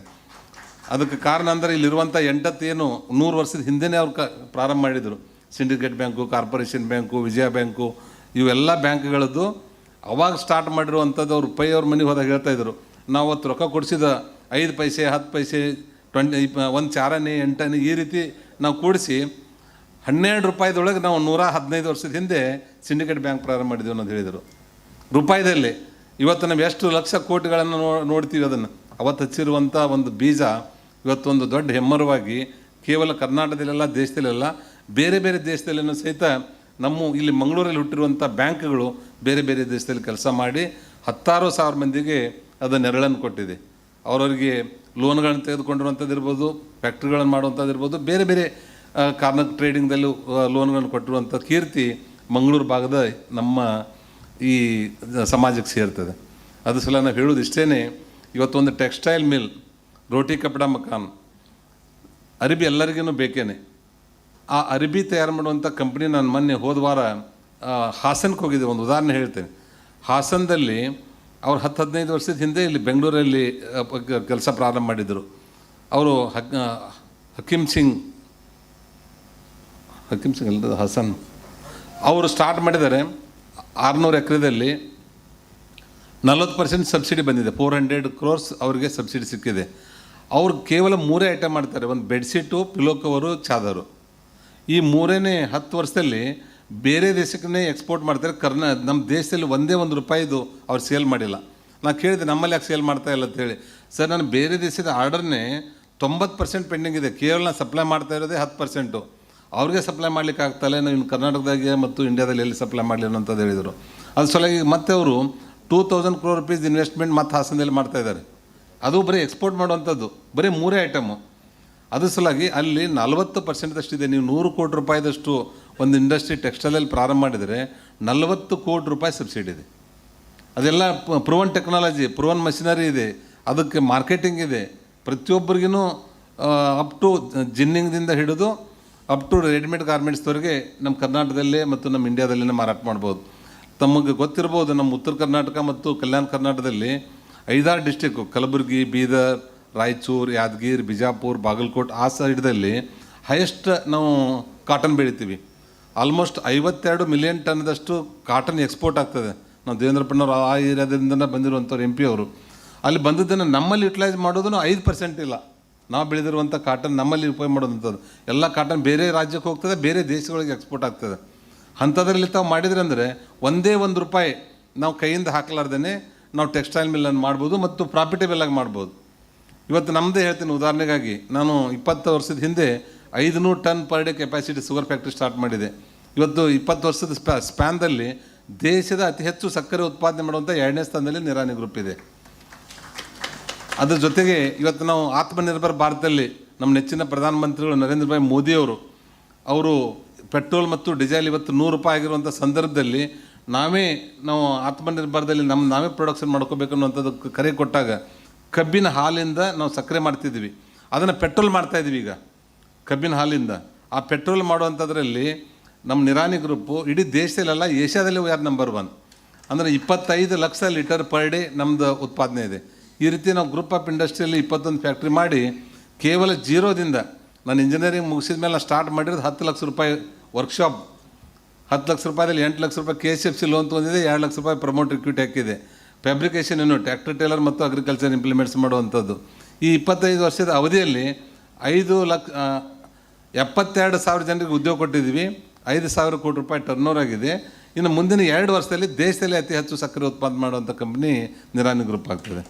ಇಂಥದ್ದು ಗ್ರೂಪ್ ಆಫ್ ಇಂಡಸ್ಟ್ರಿಯಲ್ಲಿ ಇವತ್ತು ನಾವು ಟೆಕ್ಸ್ಟೈಲ್ ಮಾಡ್ತಾಯಿದ್ದೀವಿ, ಸಿಮೆಂಟ್ ಇದೆ, ಕೋಜನ್ರೇಷನ್ ಇದೆ, ಆಮೇಲೆ CNG ಇದೆ, CO2 ಇದೆ, ಫರ್ಟಿಲೈಸರ್ ಇದೆ. ನಾವೆಲ್ಲ ಮಾಡಿರುವಂಥದ್ದು 21 ಬೇರೆ ಬೇರೆ ಕಂಪ್ನಿಗಳಿದೆ. ಯಾವ ರೀತಿ ಮೈಸೂರು ಮಹಾರಾಜರು 150 ವರ್ಷದ ಹಿಂದೆ ಒಂದು ಇಡೀ ಮೈಸೂರು ಭಾಗಕ್ಕೆ ನಾವು ಬೇರೆ ರಾಜ್ಯಗಳಿಂದ ಏನೂ ತೊಗೋಬಾರ್ದು, ನಮಗೆ ಬೇಕಾಗುವಂಥದ್ದು ಅಷ್ಟೇ ನಮ್ಮ ಭಾಗದಲ್ಲಿ ನಾವು ತಯಾರು ಮಾಡ್ಕೋಬೇಕು ಅನ್ನುವಂಥದ್ದನ್ನು ಬೆಳಗ್ಗೆ ಎದ್ದು ನಾವು ಸ್ನಾನ ಮಾಡುವಾಗ ಸೋಪ್ದಿಂದ ಹಿಡ್ಕೊಂಡು ದೇವರಿಗೆ ಬೆಳಗುವಂಥ ಉದಿನ ಕಡ್ಡಿ ಹಿಡಿದು ರಾತ್ರಿ ಮಲಗೋ ತನಕ ಏನೇನು ಬೇಕು, ಪೇಪರ್, ಪೆನ್ನು, ಹಾಳಿ, ಮಸಿ, ಸಿಮೆಂಟು, ಸ್ಟೀಲು ಎಲ್ಲಗಳನ್ನು ಮೈಸೂರು ಮಹಾರಾಜರು ಅವತ್ತಿನ ದಿವಸದಲ್ಲಿ ಮಾಡಿದರು. ಅದೇ ಕಾನ್ಸೆಪ್ಟ್ ಇಟ್ಕೊಂಡು ಅವರು ಜಗತ್ ಪ್ರಸಿದ್ಧವಾಗಿರುವಂಥ ಮೈಸೂರು ಮಹಾರಾಜರು ಮೈಸೂರಲ್ಲಿ ಮಾಡಿದರು. ನಾವೇ ಯಾಕೆ ನಮ್ಮ ಭಾಗದಲ್ಲಿ ನಾವೊಂದು ನಾಲ್ವಡಿ ಕೃಷ್ಣರಾಜರು ನಮ್ಮ ಜಿಲ್ಲೆಗೆ ನಾವು ಯಾಕೆ ಆಗಬಾರ್ದು ಅಂತೇಳಿ 20 ವರ್ಷದಿಂದ ಕನಸು ಇಟ್ಕೊಂಡು ಮಾಡಿದ್ದಕ್ಕೆ ಇವತ್ತು 21 ಪ್ರಾಡಕ್ಟ್ಗಳನ್ನು ನಾವು ತಯಾರು ಮಾಡ್ತಾಯಿದ್ದೀವಿ, ಎಲ್ಲ ಹೋಲ್ಸೇಲ್ದಲ್ಲಿ. ಆ ರೀತಿ ದೊಡ್ಡದಾಗಿರುವಂಥ ಒಂದು ಕನಸು. ಅದಕ್ಕೆ ಇದು ಮಂಗಳೂರು ಬುದ್ಧಿಜೀವಿಗಳ ನಾಡಿದು. ಅತ್ಯಂತ ಬ್ರೇನಿ, ಅತ್ಯಂತ ದೂರದೃಷ್ಟಿ ಇರೋಂಥವ್ರು ಯಾರಾದರೂ ಇದ್ದರೆ ಅದು ಮಂಗಳೂರವರು. ಅದ್ರ ಸಲುವಾಗಿ ಕೋಸ್ಟಲ್ ಏರಿಯಾದವ್ರು ಇರುವಂಥದ್ದನ್ನು ಮತ್ತೊಬ್ಬರಿಗೆ ಮಾದರಿ ಆಗಬೇಕಂತಂದರೆ ಯಾವ ರೀತಿ ಬ್ಯಾಂಕ್ಗಳನ್ನು, ಶಿಕ್ಷಣ ಸಂಸ್ಥೆಗಳನ್ನು ಮಾಡಿ ತೋರಿಸಿದ್ರು. ಅದೇ ಪ್ರಕಾರವಾಗಿ ಮೈಸೂರು ಮಹಾರಾಜರು ನಾಲ್ವಡಿ ಕೃಷ್ಣರಾಜರು ಮಾಡಿರುವಂಥದ್ದನ್ನು ಮಂಗಳೂರಲ್ಲಿ ಇಲ್ಲಿ ಕೂತಿರುವಂಥ ಪ್ರತಿಯೊಬ್ಬ ಕೈಗಾರಿಕೋದ್ಯಮಿಗಳು ಬರುವಂಥ ದಿವಸದಲ್ಲಿ ತಮ್ಮ ಪ್ರಾಡಕ್ಟ್ಗಳನ್ನು ಬೇರೆ ಜಿಲ್ಲೆಗಳಲ್ಲಿ, ಬೇರೆ ದೇಶಗಳಲ್ಲಿ ತೆಗೆದುಕೊಳ್ಳಾರ್ದೇ ನಾವೇ ಬೇರೆ ಬೇರೆ ಜಿಲ್ಲೆಗಳಲ್ಲಿ ಕೊಡುವಂಥ ಶಕ್ತಿ ಮತ್ತು ಆ ದೂರದೃಷ್ಟಿ ಯೋಚನೆಯನ್ನು ಮಾಡಿ ನಮ್ಮ ಕರ್ನಾಟಕಕ್ಕೆ ನಮ್ಮ GDP ಇನ್ಕ್ರೀಸ್ ಮಾಡಲಿಕ್ಕೆ ತಾವು ಸಹಕಾರ ಮಾಡಬೇಕು ಅನ್ನೋಂಥ ಒಂದು ವಿನಂತಿಯನ್ನು ಈ ಸಂದರ್ಭದಲ್ಲಿ ಮಾಡಿ, ಯಾಕಂದರೆ ಇನ್ನೂ ಭಾಳಷ್ಟು ಜನ ನಮ್ಮ ಗೆಸ್ಟ್ಗಳು ಮಾತಾಡೋರಿದ್ದಾರೆ, ಅವ್ರನ್ನ ನಾವೆಲ್ಲ ಅವ್ರ ಮಾತು ಕೇಳಬೇಕು. ಅನಿವಾರ್ಯವಾಗಿ ನಾನು ಇನ್ನೊಂದು ಉದ್ಯಮಿಯಾಗೂ ಉದ್ಯೋಗ ನೀಡೋ ಕಾರ್ಯಕ್ರಮ ಇದೆ. ದಯವಿಟ್ಟು ಈ ಕಾರ್ಯಕ್ರಮ ಮುಗಿದ ಮೇಲೆ ತಾವು ಅಲ್ಲಿ ಬನ್ನಿ. ಬೇರೆ ಬೇರೆದವರು ನಮ್ಮ ರಾಜ್ಯ ಮತ್ತು ಕೇಂದ್ರ ಸರ್ಕಾರದ ಸವಲತ್ತುಗಳು ಏನೇನಿದೆ ಅವುಗಳನ್ನೆಲ್ಲ ಹೇಳುವಂಥದ್ರ ಕಡೆ ಅಲ್ಲಿ ಮಾಡ್ತಾಯಿದ್ವಿ. ಮತ್ತು ಮಧ್ಯಾಹ್ನ ಕೈಗಾರಿಕಾ ಅದಾಲತ್, ನಿಮ್ಮ ಕೈಗಾರಿಕೆಯಲ್ಲಿ ಏನೇನು ಸಮಸ್ಯೆ ಇದೆ ಅನ್ನುವಂಥದ್ದನ್ನು ತಾವು ಫ್ರೀಯಾಗಿ ಮಾತಾಡ್ಬೋದು. ನಮ್ಮೆಲ್ಲ ಅಧಿಕಾರಿಗಳು ಇರ್ತೈತೆ, ಅದಕ್ಕೆ ಸ್ಥಳದಲ್ಲೇ ಉತ್ತರ ಕೊಡುವಂಥದ್ದು. ಅದೇನಾದರೂ ಫೈನಾನ್ಸ್ಗೆ ಸಂಬಂಧಪಟ್ಟಂತಿದ್ದರೆ ಮುಖ್ಯಮಂತ್ರಿಗಳ ಗಮನಕ್ಕೆ ತಂದು ಅವ್ರ ಪರ್ಮಿಷನ್ ತೆಗೆದುಕೊಂಡು ಅವನು ಸಹಿತ ಸಾಲ್ವ್ ಮಾಡುವಂಥದ್ದು ಮಾಡ್ತೀವಿ. ನೀವು ಕೊಟ್ಟಿರುವಂಥ ಮನವಿ, ಆ ಸಮಸ್ಯೆ ಮೋರ್ ದೆನ್ 90% ನಾವು ಸಾಲ್ವ್ ಮಾಡಿಕೊಡ್ತೇನೆ ಅನ್ನೋಂಥ ಮಾತನ್ನು ಈ ವೇದಿಕೆ ಮುಖಾಂತರ ಹೇಳ್ತಾ, ಇವತ್ತು ತಾವೆಲ್ಲ ಅತ್ಯಂತ ಪ್ರೀತಿಯಿಂದ ನಮ್ಮನ್ನು ಕರೆದು ಒಂದು ಮಾತಾಡಲಿಕ್ಕೆ ಅವಕಾಶ ಮಾಡಿಕೊಟ್ಟಿರುವಂಥ ತಮಗೆಲ್ಲರಿಗೂ, ಅದರಲ್ಲಿ ವಿಶೇಷವಾಗಿ ನಮ್ಮ ಅಧ್ಯಕ್ಷರು ಈ ಭಾಗದ ಬಗ್ಗೆ ಭಾಳ ಅತ್ಯಂತ ಕಳಕಳಿ. ಈ ಭಾಗದಷ್ಟೆಲ್ಲ ಇಡೀ ರಾಜ್ಯದಲ್ಲಿ ಮಾತಾಡ್ತಿರ್ತಾರೆ. ಈ ಭಾಗನೂ ಸಹಿತ ಕೈಗಾರಿಕೆಗಳಲ್ಲಿ ಮುಂದೆ ಬರಬೇಕು, ನಿರುದ್ಯೋಗ ಸಮಸ್ಯೆ ಹೋಗಬೇಕು, ಎಲ್ಲ ರೀತಿಯಿಂದ ಸಹಿತ ಅಭಿವೃದ್ಧಿ ಹೊಂದಬೇಕು ಅನ್ನೋಂಥ ಏನು ಕನಸಿದೆ, ಅವರು ಮಾಡಿರುವಂಥ ಮಾರ್ಗದರ್ಶನ ಮತ್ತು ಅವರು ನಮ್ಗೆ ಸಲಹೆ ಕೊಟ್ಟಿರುವಂಥದ್ದಕ್ಕೆ ಚಾಚು ತಪ್ಪದೆ ಅದನ್ನು ನಾವು ನೆರವೇರಿಸ್ತೀವಿ ಅನ್ನೋಂಥ ಮಾತನ್ನು ಹೇಳಿ, ಮತ್ತೊಮ್ಮೆ ಈ ಮಾಡಿರುವಂಥ ಅಸೋಸಿಯೇಷನ್ಗೆ, ಈ ಮೆರಿಟೈಮ್ ಕಾನ್ಕ್ಲೇವ್ದವರು ಮತ್ತು ಕರ್ನಾಟಕ ಕೋಸ್ಟಲ್ ಲೈನ್ ಬಿಸ್ನೆಸ್ದವ್ರು ಇವತ್ತೇನು ಬೇರೆ ಬೇರೆದವರು ಸಹಯೋಗದಿಂದ ಏನು ಮಾಡ್ತಾಯಿದ್ದೀರಿ, ಅವರೆಲ್ಲರೂ ಬರುವಂಥ ದಿವಸದಲ್ಲಿ ಇನ್ನೂ ಯಶಸ್ವಿಯಾಗಿ ಇನ್ನೂ ಅತ್ಯುನ್ನತ ಮಟ್ಟಕ್ಕೆ ತಾವು ಬೆಳೀಲಿ ಅಂತೇಳಿ ಹಾರೈಸಿ ನಾನು ಮಾತು ಮುಗಿಸ್ತಾ ಇದ್ದೇನೆ. ಜೈ ಹಿಂದ್, ಜೈ ಕರ್ನಾಟಕ. ಧನ್ಯವಾದಗಳು ಸರ್. ವೈಯಕ್ತಿಕ ಜೀವನದಲ್ಲಿ ಝೀರೋಯಿಂದ ಹೀರೋ ಅಲ್ಲ, ಸೂಪರ್ ಹೀರೋ ಆದಂಥವರು ಇವತ್ತಿನ ಉದ್ಘಾಟಕರು. ಜೋರಾದ ಚಪ್ಪಾಳೆಯೊಂದಿಗೆ ನಮ್ಮ ಅಭಿನಂದನೆಯನ್ನು ಕೊಡ್ತಾ ಇವತ್ತಿನ ಉದ್ಘಾಟನೆಯ ಭಾಷಣವನ್ನು ನಮಗೆಲ್ಲರಿಗೂ ಉತ್ತೇಜನ ನೀಡುವ ಹಾಗೆ ಮಾಡಿದ್ದೀರಾ. ಶ್ರೀ ಮುರುಗೇಶ್ ನಿರಾಣಿ ಅವರಿಗೆ ಅಭಿನಂದನೆಗಳು. Thank you sir. ಇನ್ನೊಂದು ಕಾರ್ಯಕ್ರಮಕ್ಕೆ ಹೋಗುವ ಪ್ರಯುಕ್ತ ಎಲ್ಲ ಅತಿಥಿಗಳು ಉತ್ಸುಕರಾಗಿದ್ದಾರೆ. ಆದರೆ ಇವರ ಮಾತು ಕೇಳದೆ ಇವರನ್ನು ಹೋಗ್ಲಿಕ್ಕೆ ಬಿಡಲಿಕ್ಕಿಲ್ಲ. ನಮ್ಮ ಎಲ್ಲರ ಪ್ರೀತಿಯ ಶ್ರೀ ನಳಿನ್ ಕುಮಾರ್ ಕಟೀಲ್ ಅವರಿಂದ ಒಂದು 2 ಮಾತು, ಒಂದು ಶುಭ ಹಾರೈಕೆ ಸರ್.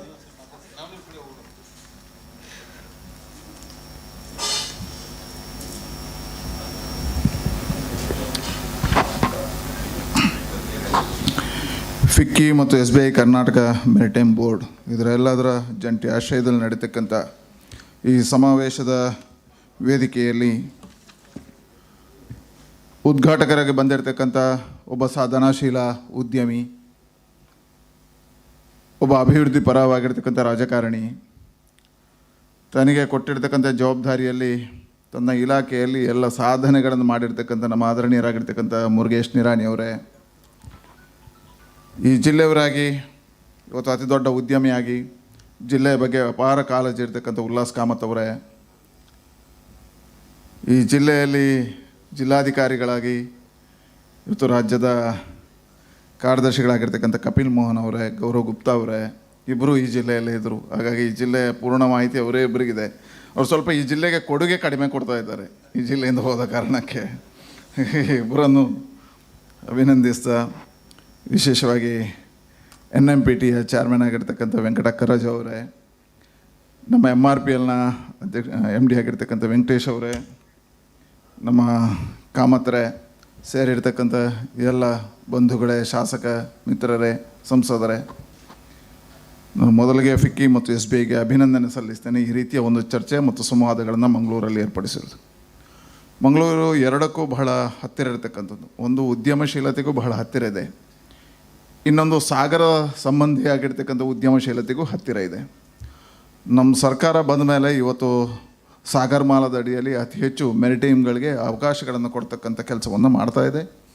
ಅದರಲ್ಲೂ ಮಂಗಳೂರಲ್ಲಿ ಈ ರೀತಿಯ ಚರ್ಚೆಗಳು ನಡೆದಿರ್ತಕ್ಕಂಥದ್ದು, ಅವಕಾಶಗಳನ್ನು ಕೊಟ್ಟಿರ್ತಕ್ಕಂಥ ಒಳ್ಳೆಯ ವಿಷಯ. ನಾನು ಮುರುಗೇಶ್ ನಿರಾಣಿಯವರಿಗೆ ವಿಶೇಷವಾಗಿ ಅಭಿನಂದನೆ ಸಲ್ಲಿಸ್ತೇನೆ. ಅವರು ಬಂದ ಮೇಲೆ 10 ಇಂಥ ಚರ್ಚೆಗಳನ್ನು ಮಾಡಬೇಕು ಅಂತ ಹೇಳ್ತಕ್ಕಂಥ ಪ್ರಕ್ರಿಯೆ ಪ್ರಾರಂಭ ಮಾಡಿದ್ದಾರೆ. ಮಂಗಳೂರಲ್ಲಿ ಇರ್ತಕ್ಕಂಥ ಸಮಸ್ಯೆ ಏನು ಅಂತ ಹೇಳಿದ್ರೆ, ಉದ್ಯಮಶೀಲಕ್ಕೆ ಲ್ಯಾಂಡ್ ಬ್ಯಾಂಕಿನ ಸಮಸ್ಯೆ ಇದೆ. ಈಗಾಗಲೇ ನಾವು ಅದನ್ನು ಗುರುತಿಸಿದ್ದೇವೆ. DC ಅವರು ಅದರ ಬಗ್ಗೆ ಚರ್ಚೆ ಮಾಡ್ತಾ ಇದ್ದಾರೆ. ಉಮಾನಾಥ್ ಕೋಟ್ಯಾನ್ರ ಕ್ಷೇತ್ರದಲ್ಲಿ ಸುಮಾರು 2,000 ಎಕರೆಯನ್ನು ಲ್ಯಾಂಡ್ ಬ್ಯಾಂಕ್ ಅದಕ್ಕಾಗಿ ಇಡಬೇಕು ಅಂತ ಹೇಳ್ತಕ್ಕಂಥ ಒಂದು ಚರ್ಚೆಗಳು ನಡೀತದೆ, ಈ ಸರ್ವೆಗಳು ನಡೀತದೆ. ಇವತ್ತು 10 ಉದ್ಯಮಗಳು ಮುಂದಕ್ಕೆ ಬರ್ತಾ ಇದ್ದಾರೆ. ಆದರೆ ನಮಗೆ ಕೊಡ್ತಕ್ಕಂಥ ಕೆಲಸ ಕಾರ್ಯಗಳಿಗೆ ಉದ್ಯಮಗಳಿಗೆ ಬೇಕಾಗಿರ್ತಕ್ಕಂಥ ಜಾಗದ ವ್ಯವಸ್ಥೆಗಳು SEZ ಕೊಟ್ಟಿದ್ದೇವೆ, ಆದರೆ ಅಲ್ಲಿರ್ತಕ್ಕಂಥ ಜಾಗ ಇವತ್ತು ಪೂರ್ಣ ಆಗಿದೆ. ಇನ್ನೊಂದು ಸಮಸ್ಯೆಯಲ್ಲಿರ್ತಕ್ಕಂಥದ್ದು ಇಲ್ಲಿಂದ ಪರಿಸರ ಪ್ರಕೃತಿಯ ಪರಿಣಾಮಕ್ಕೋಸ್ಕರ ಬಂದಿರತಕ್ಕಂಥ ಕಾರ್ಖಾನೆಗಳೇ ಸಮಸ್ಯೆಯಲ್ಲಿದೆ. ಈಗಾಗಲೇ JBF ಸಮಸ್ಯೆಯಲ್ಲಿದೆ. ಆ JBFನ ಸಮಸ್ಯೆಯನ್ನು ಈಗಾಗಲೇ ನಿರಾಣಿ ಅವರು ಪರಿಹಾರ ಮಾಡ್ತಾ ಇದ್ದಾರೆ. ಅಲ್ಲಿರ್ತಕ್ಕಂಥ ಉದ್ಯೋಗಿಗಳಿಗೆ ಈಗ ಉದ್ಯೋಗಗಳಿಲ್ಲ, ಕಂಪನಿ ಬಂದಾದರೆ ಅವರೆಲ್ಲಿ ಹೋಗಬೇಕು, ಈ ಚರ್ಚೆಗಳು ನಡೀತದೆ. ಹಾಗಾಗಿ ನೀವು ಹೇಳಿರ್ತಕ್ಕಂಥ ಸಂಸ್ಥೆ ಬಂದರೆ ನಮ್ಮೂರಿಗೆ ಒಂದು ಆಸರೆ ಆಗುತ್ತೆ, ಬದುಕು ಹಸನಾಗುತ್ತೆ. ಅದಕ್ಕೆ ಆದಷ್ಟು ಬೇಗ ತಂದುಕೊಡಿ ಅಂತ ನಿಮ್ಮಲ್ಲಿ ಪ್ರಾರ್ಥನೆ ಮಾಡ್ತೇನೆ. ಕಳ್ಸರಿ ನಾನು ಪ್ರದೀಪ್ ಪೈಗಳು ಕೂತು ಚರ್ಚೆ ಮಾಡಿದ್ದು, ಬೇರೆಲ್ಲ ಪ್ರಮುಖರನ್ನು ಕರೆದಿದ್ದು, ಅಕ್ಕರಾಜ್ ಬಂದಿದ್ದರು, ವೆಂಕಟೇಶ್ ಬಂದಿದ್ದರು. ಮಂಗಳೂರಲ್ಲೇ ದೊಡ್ಡದಾಗಿರ್ತಕ್ಕಂಥ 1-2 ದಿನಗಳ ದೊಡ್ಡದಾಗಿರ್ತಕ್ಕಂಥ ಉದ್ಯಮ ಎಲ್ಲ ಹೊರಗಿನ NRIsಗಳನ್ನು ಬೇರೆಯವ್ರನ್ನ, ಮಂಗಳೂರಿನವರು ಅತಿ ಹೆಚ್ಚು ಜನ NRIs ಇದ್ದಾರೆ. ದೊಡ್ಡ ಸಂಸ್ಥೆಗಳನ್ನು ಕರೆಸಿ 2 ದಿನ ಇದು ಮಾಡಬೇಕು. ಅದರಲ್ಲಿ 2 ಮಾಡಬೇಕು, ಉದ್ಯಮಪತಿಗಳಿಗೂ ಅವಕಾಶ ಕೊಡಬೇಕು, ಉದ್ಯೋಗ ಅವಕಾಶಗಳಿಗೂ ನಿರ್ಮಾಣ ಮಾಡಬೇಕು ಅಂತ 2 ದಿನಗಳ ಸಮ್ಮೇಳನ ಮಾಡಬೇಕು ಅನ್ನತಕ್ಕಂಥದ್ದಿತ್ತು. ಅದು ಮುಂದಕ್ಕೆ ಮಾಡುವಂಥ ಪ್ರಯತ್ನ ಮಾಡ್ತೀವಿ. ಮಂಗಳೂರು 2ಕ್ಕೆ ವಿಶೇಷ, ಶಿಕ್ಷಣ ಮತ್ತು ಬ್ಯಾಂಕಿಂಗ್ ನೀವು ಹೇಳಿದರೆ. ಆದರೆ ಇನ್ನೊಂದಕ್ಕೆ ವಿಶೇಷ ಆಗಿದೆ. ಅದು ಯಾವುದು ಅಂತ ಹೇಳಿದ್ರೆ, ಐಸ್ ಕ್ರೀಮಲ್ಲೂ ಇವತ್ತು ಮಂಗಳೂರು ಮೊದಲಿಗಿದೆ. ಐಸ್ ಕ್ರೀಮಲ್ಲೂ ಮಂಗಳೂರು ಐಡಿಯಲ್. ಮಂಗಳೂರಿಗೆ ಬ್ರ್ಯಾಂಡೇ ಐಡಿಯಲ್, ಒಂದು ದೊಡ್ಡ ಬ್ರ್ಯಾಂಡ್. ಮಂಗಳೂರಿಗೆ ಮುಂಬೈ ಎಷ್ಟೇ ದೊಡ್ಡ ಹೋಟೆಲ್ ಉದ್ಯಮಿ ಬಂದರೂ ಮಂಗಳೂರಿನ ಗಡ್ಬಾಡ್ ತಿನ್ನಲಿಕ್ಕೆ ಪಬ್ಬಾಸಿಗೆ ಹೋಗ್ತಾನೆ, ಐಡಿಯಲ್ಗೆ ಹೋಗ್ತಾನೆ. ಹೇಳಿದ್ರೆ ಆ ಗಡ್ಬಾಡ್ ಅಷ್ಟು ಫೇಮಸ್ ಆಗಿದೆ. ಇನ್ನೊಂದು ಇಡೀ ರಾಜ್ಯದಲ್ಲಿ ಇವತ್ತು ಭಾಳ ದೊಡ್ಡದಾಗಿರ್ತಕ್ಕಂಥ ಹ್ಯಾಂಗ್ಯೋ ಇದೆ. ಇನ್ನೊಂದು ನಮ್ಮ ಮಂಗಳೂರಿನವರೇ ಮುಂಬೈಯಲ್ಲಿ ಹೋಗಿ ನ್ಯಾಚುರಲ್ ಪ್ರಾರಂಭ ಮಾಡಿದ್ದಾರೆ. ಇನ್ನು ಬೆಂಗಳೂರಲ್ಲಿ ಇರ್ತಕ್ಕಂಥ ಡೈರಿ, ಏನು ಡೈರಿ ಅದು, ಮಿಲ್ಕ್ ಡೈರಿ, ಅದು ಮಂಗಳೂರಿನವ್ರದ್ದು. ಹೀಗೆ ಜಗತ್ತಿನಲ್ಲಿ ಇವತ್ತು ಐಸ್ ಕ್ರೀಮಿಗೂ ಮಂಗಳೂರು ಬಹಳ ಖ್ಯಾತಿಯನ್ನು ಕೊಟ್ಟಿದೆ. ತಂಪನ್ನು ಇಡ್ತೇವೆ, ಜನರಿಗೆ ತಂಪು ಮಾಡ್ತಕ್ಕಂಥ ಕೆಲಸವನ್ನು ಮಂಗಳೂರಿನವ್ರು ಮಾಡ್ತೇವೆ. ಹೇಳಿದ್ರೆ ನಾನು ಯಾಕೆ ಇದೊಂದು ಉಲ್ಲೇಖ ಹೇಳಿದೆ, ಮಂಗಳೂರಿನವರು ನೀವು ಹೇಳಿದಾಗೆ ಸಾಧನಶೀಲರು, ಮುಟ್ಟಿದ್ದನ್ನು ಗುರಿ ತಲುಪಿಸ್ತಕ್ಕಂಥ ಸಾಧನೆ ಇದೆ. ಅದರ ಒಂದಷ್ಟು ವ್ಯವಸ್ಥೆಗಳು ಸರ್ಕಾರ ಮಾಡಬೇಕಾಗಿದೆ. ಹಾಗಾಗಿ ನಿಮ್ಮ ನೇತೃತ್ವದಲ್ಲಿ ಇದಾಗಲಿ. ಇವತ್ತು ಮೆರಿಟೈಮ್ ಕಂಕ್ಲೇವ್ ಏನು ನಡೀತಾ ಇದೆ ಬಿಸ್ನೆಸ್, ಮತ್ತು ಇದಕ್ಕೆ ಶುಭವನ್ನು ಹಾರೈಸ್ತೇನೆ. ಅಕ್ಕರಾಜ್ ಅವರು ಇದ್ದಾರೆ, ಇದನ್ನು ಮುಂದುವರಿಸುವ ಕೆಲಸ, ಇನ್ನು ಬೆಳೆಸುವಂಥ ಕೆಲಸ ನಿಮ್ಮದು ಇಬ್ಬರದ್ದು ಅಂತ ಹೇಳಿದ್ರೆ ನಿಮಗೂ ಶುಭವನ್ನು ಹಾರೈಸಿ, ಈ ಕಾರ್ಯಕ್ಕೆ ಶುಭವನ್ನು ಹಾರೈಸ್ತೇನೆ. ವಿಶೇಷವಾಗಿ ಉಲ್ಲಾಸ್ ಕಾಮತ್ ಅವರಿಗೆ ಅಭಿನಂದನೆ ಸಲ್ಲಿಸ್ತೇನೆ. ಅವರು 3-4 ಸಮಾವೇಶಗಳನ್ನು ಮಾಡಿದ್ದಾರೆ, ಮಂಗಳೂರಿನ ಮೇಲೆ ಪ್ರೀತಿ ಇಟ್ಟಿಂಥ ಕೆಲಸ ಕಾರ್ಯಗಳನ್ನು ಮಾಡಿದ್ದಾರೆ. ನಾನು ನಿಮ್ಮಲ್ಲಿ ಇನ್ನೊಂದು ವಿನಂತಿ ಮಾಡ್ತೇನೆ, ನೀವು ಕೇರಳದಲ್ಲಿ ಹಳ್ಳಿಗಳಲ್ಲಿ ಹೋಗಿ ಜ್ಯೋತಿ ಲ್ಯಾಬೊರೇಟರಿಗಳನ್ನು ಮಾಡಿದಿರಿ. ಹಾಗೆ ಸ್ವಲ್ಪ ನಮ್ಮ ಜಿಲ್ಲೆಯಲ್ಲೂ ಒಂದು ಸ್ವಲ್ಪ ಸುಳ್ಯ, ಪುತ್ತೂರು ಈ ಕಡೆ ಹೋಗಿ ಒಂದು 2 ಲ್ಯಾಬೊರೇಟರಿಗಳನ್ನು ಮಾಡಿ, ದೊಡ್ಡ ಸಂಸ್ಥೆಗಳನ್ನು ಮಾಡಿ ಅಂತ ಹೇಳ್ತಾ ಮಂಗಳೂರು ಕಡೆ ನೀವು ಹೆಚ್ಚು ಕೊಡಿ. ಈಗ ಕೇರಳ ನಾವು ನೋಡಿದ್ರಿ, ಕೇರಳಕ್ಕೆ ಅವಕಾಶ ಕೊಟ್ಟಿದ್ದು, ನೀವು ಮಂಗಳೂರಿಗೆ ಅವಕಾಶ ಕೊಡಲಿಲ್ಲ, ಸಮಾವೇಶಗಳನ್ನೇ ಮಾಡ್ತಾಯಿದ್ರಿ. ಮಂಗಳೂರಲ್ಲಿ ಒಂದು ತೇರಿ ಇದ್ರಿ ಅಂತ ಹೇಳ್ತಾ ನಿಮಗೆ ಅಭಿನಂದನೆಗಳನ್ನು ಸರಿ ಕಾರ್ಯಕ್ರಮ.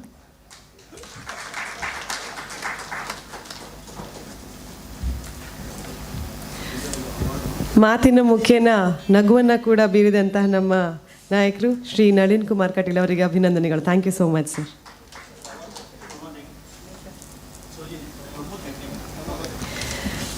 We have another achiever with us today. I request Shri Pramod Hegde to kindly come over to the dais.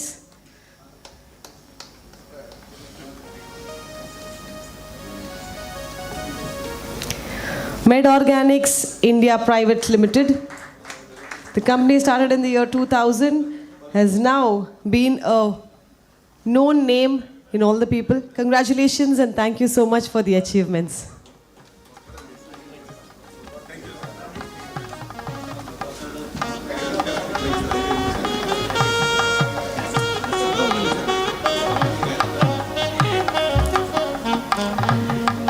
ಇನ್ನೊಂದು ಕಾರ್ಯಕ್ರಮದಲ್ಲಿ ಭಾಗಿಯಾಗಿರುವುದರಿಂದ ನಮ್ಮ ಇಂದಿನ ಅತಿಥಿಗಳಾದಂಥ ಶ್ರೀ ಮುರುಗೇಶ್ ನಿರಾಣಿ ಹಾಗೂ ಶ್ರೀ ನಳಿನ್ ಕುಮಾರ್ ಕಟೀಲ್ ಅವರು ಇಲ್ಲಿಂದ ಹೊರಡ್ತಾ ಇದ್ದಾರೆ. ಜೋರಾದ ಚಪ್ಪಾಳೆಯೊಂದಿಗೆ ನಮ್ಮ ಅಭಿನಂದನೆಯನ್ನು ಕೊಡ್ತಾ thank you so much for joining us on the second Karnataka Coastline Business and Maritime Conclave 2022 jointly organized by FICCI, SBI and Karnataka Maritime Board. Thank you so much for your presence today, sirs.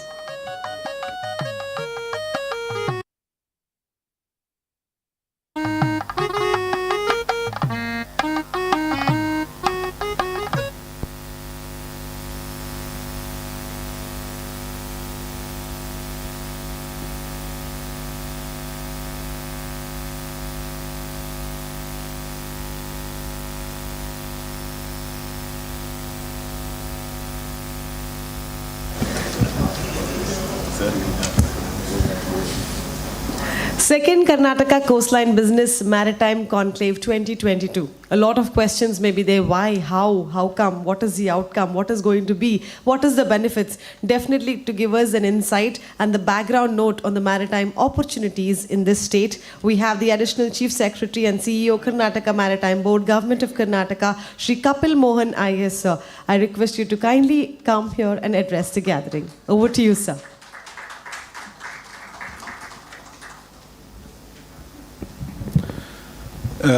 A very good morning to all who have gathered here, and particularly to Shri Gaurav Gupta, Additional Chief Secretary, Infrastructure Development Department, Mr. Ullas Kamath, Mr. Ramanna, Chairman NMPT, and other colleagues. The Karnataka Maritime Board has been instituted around about 2 years back, and the objective of the Maritime Board was to bring in holistic development of the coastal areas where a common platform would be given for port, logistics, tourism and related activities, fisheries, and that too ought to be done in a sustainable manner. It was a relatively new initiative, but it is not a new initiative as far as nationality is concerned.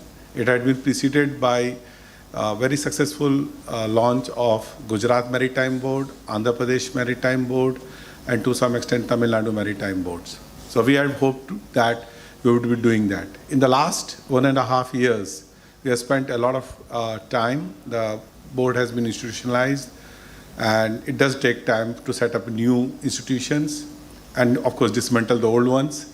And then also we have now moved on in sync with Government of India for Sagarmala program, and for which there would be a presentation. And then of course we have a lot of opportunities which would be coming by way of public-private partnership in the infrastructure, that is the port and logistics sector, which would be coming, which is actually the focus of today's meeting. Obviously, this would act as a feeder for the inland industries and other opportunities, not necessarily only in the coastal area, but also to the hinterland of Karnataka. I will confess that everybody has been talking about their relationship, and I'm not native, but I started my career in 1991. None of the people I knew at that time are here. I was a probationer, and I was DC, and now I'm ECS Port, so it's been a long continuation with the district. We have been hearing about the potential of the coastal area for quite long. ಇಂಥ ಸಮಾವೇಶ ಏನು ಇವತ್ತು ಆಗ್ತಾಯಿದೆ ಅಂತ ಕಟೀಲ್ ಸಾಹೇಬ್ರು ಹೇಳಿದಂತ, we have too many samaveshas in South Canada particularly, and generally people always say a lot of potential is there and we should exploit that. So I've been hearing this for last 35 years at least, but this is an opportunity where you can convert the potential into reality and exploit the true growth which is available in the 320 kilometers of the coastline of Karnataka. Now, what does Sagarmala mean? It's a Government of India inspired initiative, but it is jointly done between the center as well as the states. Now, what we doing in brief is to upgrade the existing facilities in the old Mangalore port and at Karwar, both. There is significant upgradation going on in terms of setting up of new berth, jetties, and also storage facilities and other port-related infrastructure. In addition to that, we are also promoting two minor ports, which would be at Malpe and Baindur. The work is going on and it is quite advanced. And then on public-private partnership, the EOIs or the expressions of interest have already been floated, and now it would be coming to fruition in another year or so. These would be mega ports, but because of its location and constraints, it would be at Keni and Pawan Karve. Now, we see the whole coastline as a holistic one. We don't go by the artificial boundaries, which we administrative boundaries. So logistically, if you see that those are the areas. In addition to that, we also want to set up a lot of silos to capture bulk cargo, particularly in construction and as well as cement. We also have a major port here, and my colleague, I am also on the board, Shri Ramannaji is there. So this all would be synchronizing in a whole.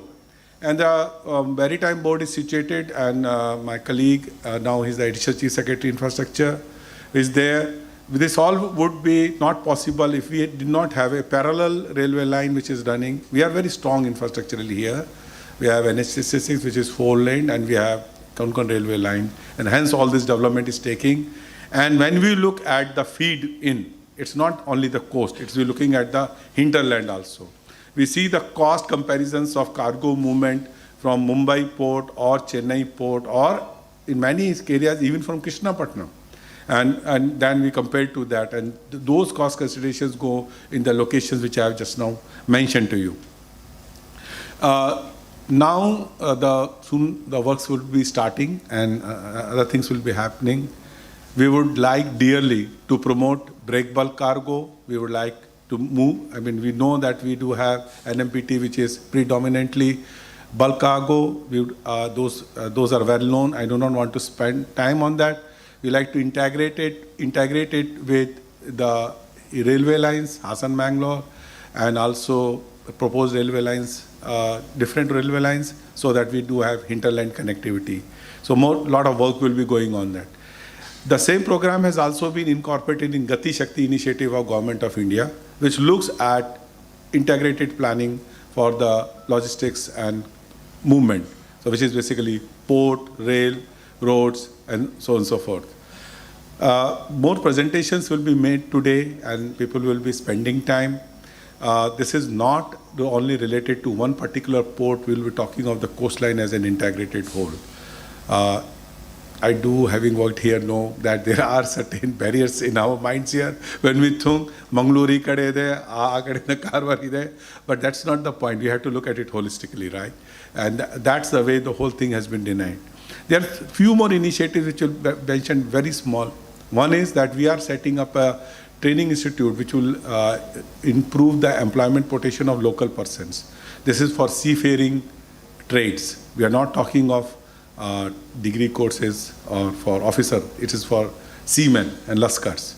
So that would be setting up a new institution, and we'll collaborate with India IMU, Kochi, and that should hopefully give opportunity for youth here to be part of the burgeoning trade and maritime movements. The second is there was a historical linkage of Mangalore city with Lakshadweep. So after much discussion with the Lakshadweep administration, Government of India, so I'm very happy that we would be setting up a dedicated berth at Mangalore, which would be jointly managed with Lakshadweep administration, and hopefully it will revive the good old trade links between the two areas. And about other initiatives, which berth, which jetties, which ports, and other things, presentations will be made by our personnel over here, that is Black Bigs. I should tell you the last row, how they are related to us. So IDAC does a lot of consultancy for us for the things which I mentioned you just now. Black Bricks is for Sagarmala, those projects which are designed, and we work with them. PwC has done a coastal study, right, all 320 kilometers, looking at the potentialities which we exist and putting numbers to that and making a business case out of those potentialities. So that they would be making also a presentation. So with these words, I will come to an end. I took slightly more time than what I expected because after Honorable Minister Nirani Saab spoke, I thought the focus has gone towards industries more. ಸ್ವಲ್ಪ correct ಮಾಡಲಿಕ್ಕೆ infrastructure ಕಡೆ ತಂದಿದ್ದೀನಿ ಅಂತ. So basically this is regarding today ports, logistics and maritime development. Any suggestions will be welcome. It's supposed to be interactive one. This is not the end of it. You can always send it to us.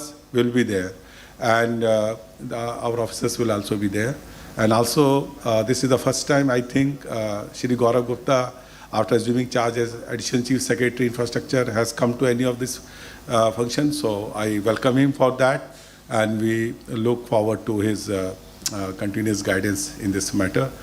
I thank FICCI, who has been partnered with the Karnataka Maritime Board for this, and I did see somebody getting an award for cruise tourism. So on 12th in Mumbai, Government of India is doing a cruise promotion workshop and some other incentives they would be announcing for those. I request those entrepreneurs to please join us there. It will make it more interesting rather than boring presentations by bureaucrats for the bureaucrats to the bureaucrats. So please do join us there. Captain Swami is tavu matadidandre he will be organized there. With these words, I take your leave. Thank you very much. Ellarigu namaskar.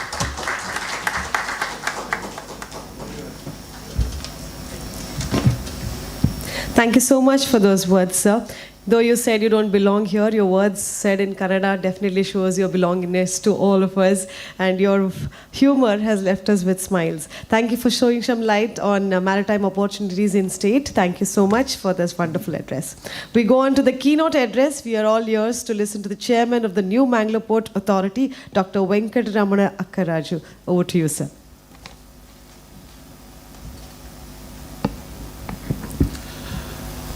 Ullal Kamath ji,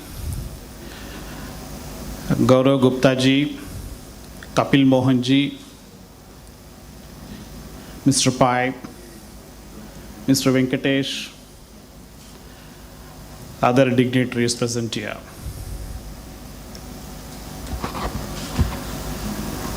The Karavali coast, 320 kilometers long. I did not tell you the glory of the coast to the sons and daughters of the coast. We have 12 non-major ports, one major port. The issue here is, we all must have heard the grand sloka when you worship goddess Lakshmi. We say, Lakshmi Kshira Raja Samudra Tanayam. Lakshmi is nothing but wealth. The wealth is embedded in the sea. We talk about blue economy. We talk about Sagarasya Samruddhi. We talk about Sagarasya Samavruddhi. Still, we have not tapped the full potential of the coastline. Not only the coastline of Karnataka, but coastline over the globe. If you see the contribution of the Karavali coast population to the GDP of Karnataka, it is 10.08% of the total GDP of Karnataka. I think around 1,26,483 crores is the net value in terms of rupees GDP of the Karavali coast. Here, we have the huge potential.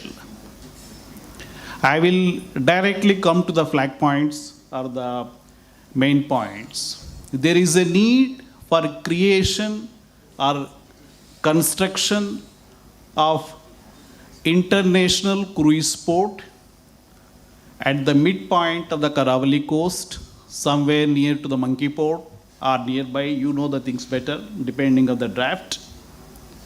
By constructing a breakwater, if required, New Mangalore Port Authority is ready to join hands with the government of Karnataka by way of revenue sharing. We can also rope in the various cruise international liners to be the stakeholders so that the total project will be a big success. If you are able to do this without compromising, without diluting with the environment of Karavali Coast, we can create thousands of jobs in the coast. It also has to be supplemented by a heli taxi service with spoke and hub model. I am very sure the senior bureaucrats of the Karnataka and the various entrepreneurs can understand this. The only way we have to augment is by giving a better insurance for the packs who come by these cruise liners and by employing twin engine heli taxi services.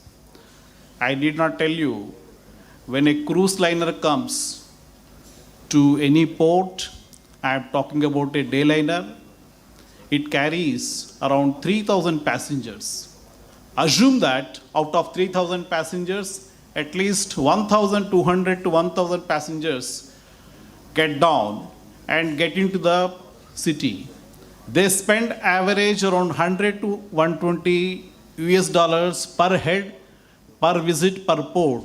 That's the amount of foreign currency that will flow into the various cities of Karnataka. Not only this, when these people go back, each passenger, each pax that comes by the cruise liner acts as an ambassador for the tourism of India and tourism in Karnataka. So let us make use of it. The next issue, the main important point I would like to flag is Karnataka has a population of, if I am correct, 66 million people.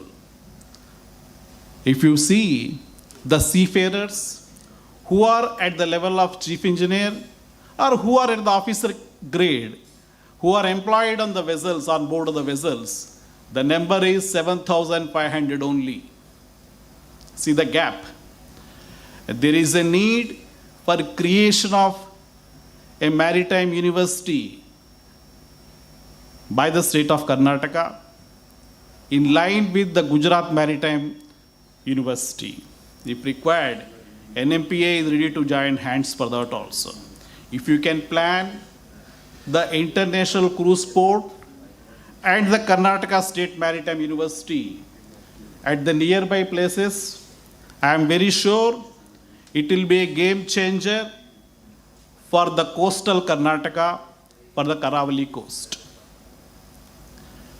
Now, if you see the contribution of Karavali coast to the indirect taxes, 5,516 crores is the contribution of various industries of Karnataka, Karavali coast to the customs. I am talking only about the coastal Karnataka. Out of this, I am proud to say 4,516 crores are being contributed, are being collected from New Mangalore Port Authority alone to the customs. Now, we are handling 39.07 million metric tons of cargo. Our capacity is 75 million metric tons of cargo. In spite of having state-of-art machinery at global standards, the gap is coming because of the bad connectivity. Whether it is Sampaji Ghats, whether it is Shiradi Ghat, whether it is Charmadi Ghat, our connectivity with the hinterland of Karnataka has become a big issue, particularly in the monsoon period from May to September. After perusing through the state government, after perusing with the Honorable MP, and because I know Mr. Gadkari Saab personally, I myself has also perused with him. Finally, in the year 2023, that is in the next coming year, February, August and November, after these 3 months, the road which is negotiating the ghats is going to become a all-weather road, and we expect a seamless traffic.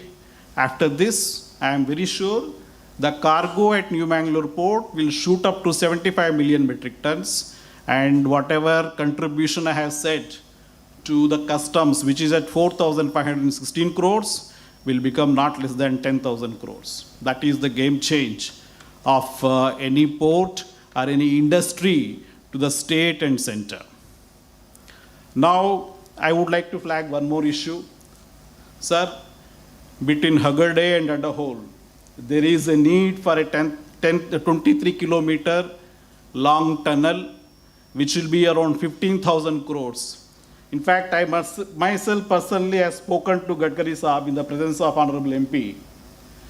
And Gadkari Saab was very positive. In fact, I have taken up with the chairman of Karnataka Pollution Control Board also. I have requested him, you please don't raise any issue on this.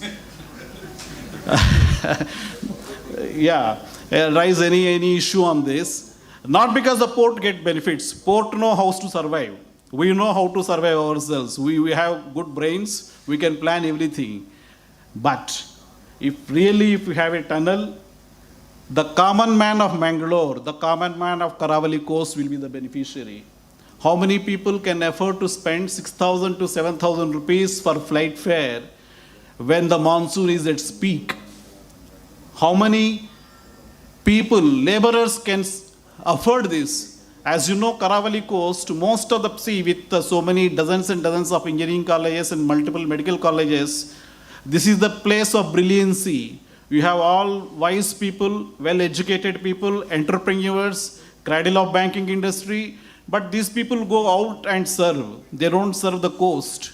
And when you want people to work here, I have experience, my stewards used to tell me, they have to fly people by special spice jet flight from Bihar to Mangalore because of the monsoon and bad connectivity. So what happens? The handling rate increases. The total EXIM trade becomes unviable. So that is why we need to have this connectivity in the form of a tunnel and in the form of all-weather road.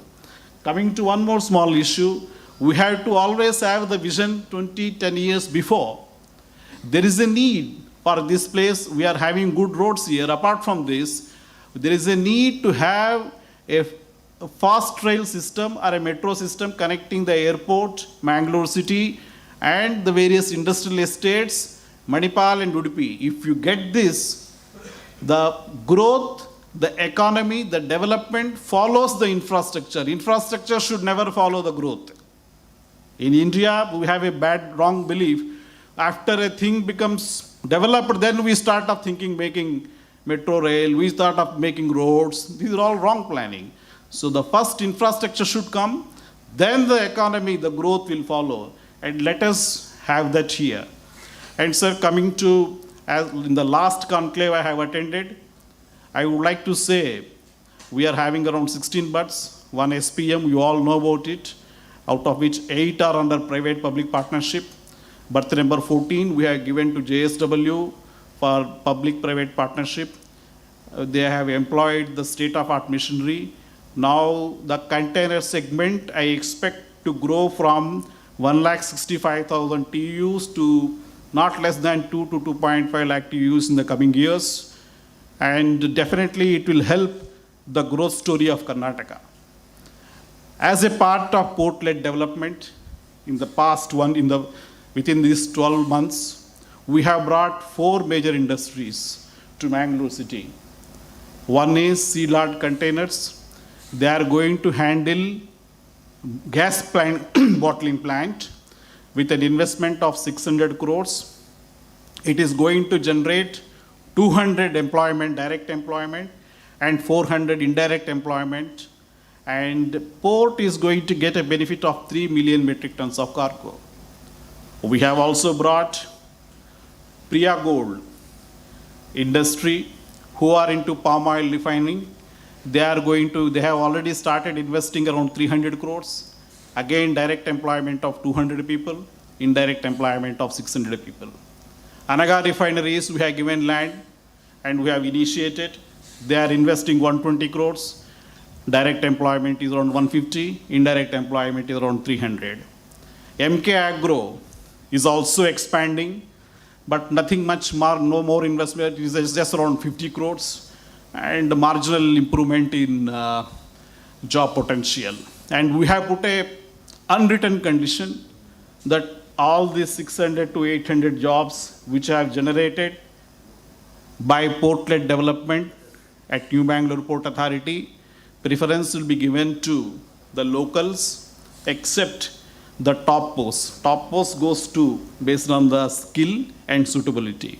And we are doing this. And in the coming years, we are going to bring mother vessels. We are going to increase the draft at the port from 14 to 16 meters draft. And the cargo definitely will be not less than 75 to 80 million metric tons. And finally, two more issues are there. One small issue is that there is a high potential to create a manufacturing facility for containers, marine containers in the Mangalore. Let us make use of it. In India, there is a shortage of 1 billion containers. Each container to manufacture, you have to spend 4,000 US dollars. It is nothing great, we can do it. Let us catch the thing. It is a question of 23,000 crores investment. If you can bring some good entrepreneur, because port is already nearby, and Ballari, you have a lot of steel industries, you have a good ecosystem, you have one nuclear plant here, you have 3 hydel plants, you have 1 thermal plant in the coast, you are blessed with all the natural facilities, natural resources, good manpower is there. If you are able to start a container manufacturing industry, you will create huge jobs and you are assured of the business. Worldwide, there is a shortage of containers. The second thing is, as you are already talking about, if you are able to, see, one way of doing is there is a shortage of land, I agree. You have to grow vertically above, I agree. You have to rope in small entrepreneurs, I do agree. But the big tickets, as I was talking about cruise industry, 1 cruise vessel is equal to almost 30 buses, 4 plane loads, 3 trains. Similarly, if you are able to bring 1 big ticket of FMCG like Hindustan Livers and start a food processing industry unit here, either Hindustan Livers or ITC. ITC doesn't have much presence in this part of country. So if you're able to bring it here, it will be a big, huge game changer. The big ticket doesn't come alone. When the big ticket comes, it brings small tickets. With these small tickets and the big ticket, the entire ecosystem of coastal Karnataka is going to change. So with this, because there is no much time, I don't want to take more time. I'm very sure with the treasure of knowledge here, natural resources and abundance power, and a very good political will to do things positively, I'm very sure by the next conclave, just like I have said, 3 industries we have brought at Mangalore port as a part of the port-led industry, we'll be able to hear that at least 3-4 big tickets are here and some conceptualization regarding Karnataka Maritime University and dedicated international cruise port in the Karavali coast will definitely happen. And one more thing, sir, the Department of Industries, they have taken a lot of initiative regarding heli taxi services. I request both of you, Gaurav Gupta ji and Kapil Bohan Saab, you please put more efforts and see that the heli taxi services in the hub and spoke model becomes a reality so that it will be a big economic boost for the tourism of coastal Karnataka and for the people of Karnataka. If we can create this particular international cruise port in the Karavali coast, you see the benefits are immense. It can work as a home port. That will be the first Indian home port where people will fly from abroad, come here, and they will start the journey from here. It will, your Karnataka GDP will be tripled by this, with less investment. As you know, after IT, tourism is the industry where the investment is less and benefits are high. So let us make use of it. I am very sure this will happen. Jai Hind, Jai Bharat.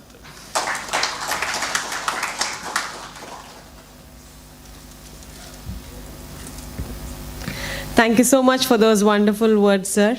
Definitely there were realizations, there was messages, and there was also requests for making this a better place for the entrepreneurs and the businessmen.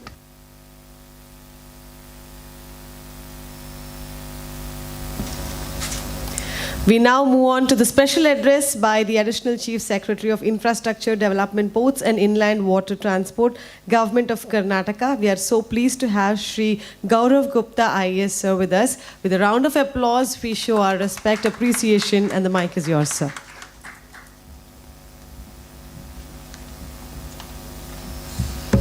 Thank you and good afternoon all.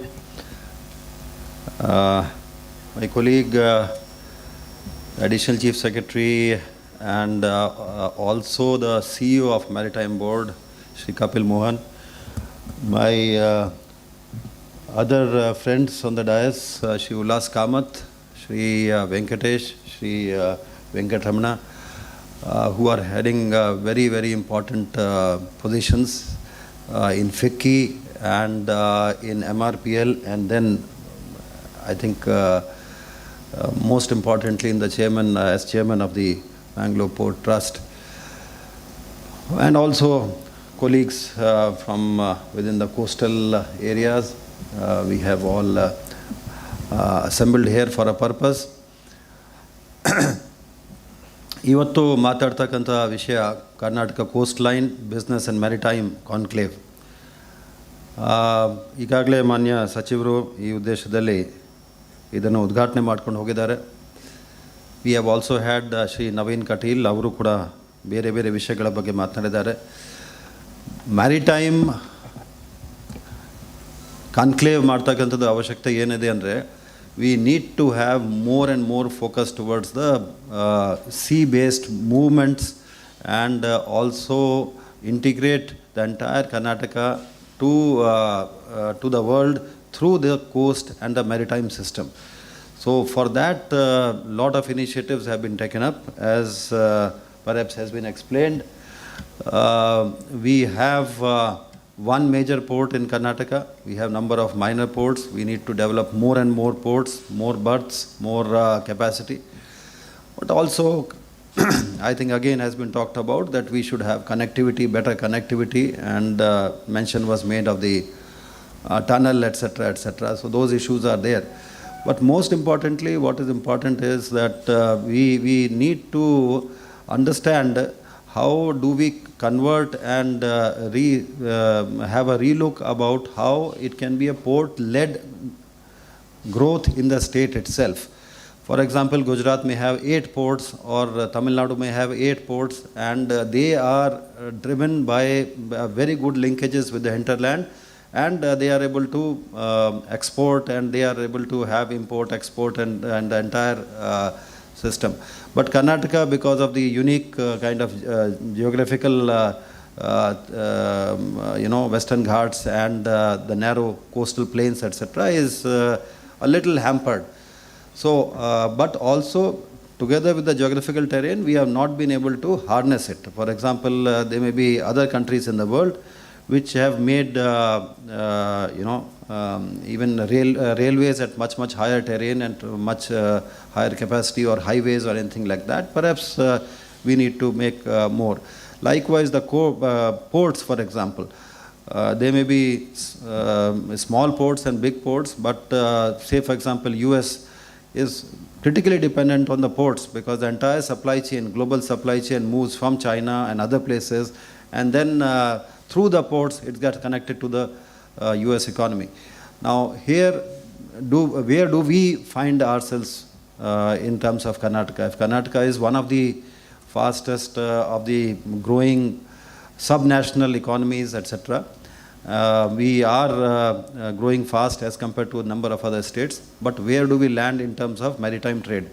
And I would say that we are very, very small player, and that is what is sought to be corrected by the creation of the Maritime Board. And that Maritime Board, etc., has been facilitated only recently, about 2 years back, and some of the decisions have been taken which need to be implemented. So what is required is, I was talking to Mr. Kamath, what we require is perhaps more emphasis on how the entrepreneurs and the industry bodies, etc., can link up with what the government has been doing, and how we can borrow from the best examples of other states and then move forward. Perhaps we will like to have another follow-up program in the coming days. And with obviously the new Mangalore Port Trust, a lot of issues have been there. I have been to the NMPT several times and talked to and interacted with you. But what is most important is, I think we all of us work in unison. 2 days back, I was talking to my colleague who is a National Highway for the Authority of India chairperson, and I was told that so far they have not really been working on the tunnel part of it. And if there is any proposal on that, in that case definitely we should try to give it a lot of push, otherwise again we will slide down by years. And if you have personal connect with the Honorable Minister, I'm sure this is the right time that you should not let it slip away. So that is also needs to be done. Likewise, there are other initiatives. I think Mr. Kapil Mohan has explained about how 1 year down the line we may have more private participation in port development, and for that the process will come to a fruition after some time. So that we need to see. If I'm sure that if they are private capital will also ensure that there will be more trade, because no port would like to survive without any kind of trade. The trade and the connectivity would be the revenue stream for the port. And if it is a private port, I'm sure they will leave no stone unturned. Government ports, for example, we may have captive business, or we may be having monopolistic kind of situation, and so we are not so much concerned about the profitability. But if the private ports do come up, I'm sure there will be a lot of linkages that are going to happen. So this is what I would like to say. I know that all of you are well aware about all these issues. I have come here in the past also to Mangalore, and I know a fair bit of what is the coastal economy, etc. Pradeep ji and number of others are good friends. But what is important is that we should, from banking, from insurance, from education to hoteliering, now we have to go into a maritime-led development. And for that, we need to step up the pace and then take it forward. For that, there has to be a unanimity across different sections of the coastal region of Karnataka. So that is what the objective of today's workshop, I believe, is.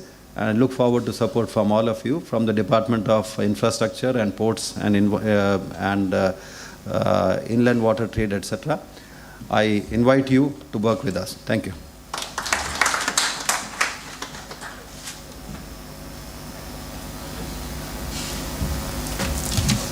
Thank you so much for those lovely words, sir. We definitely look forward for all the support from the concerned departments, and we request you to take the lead for that support that could be rendered to this support.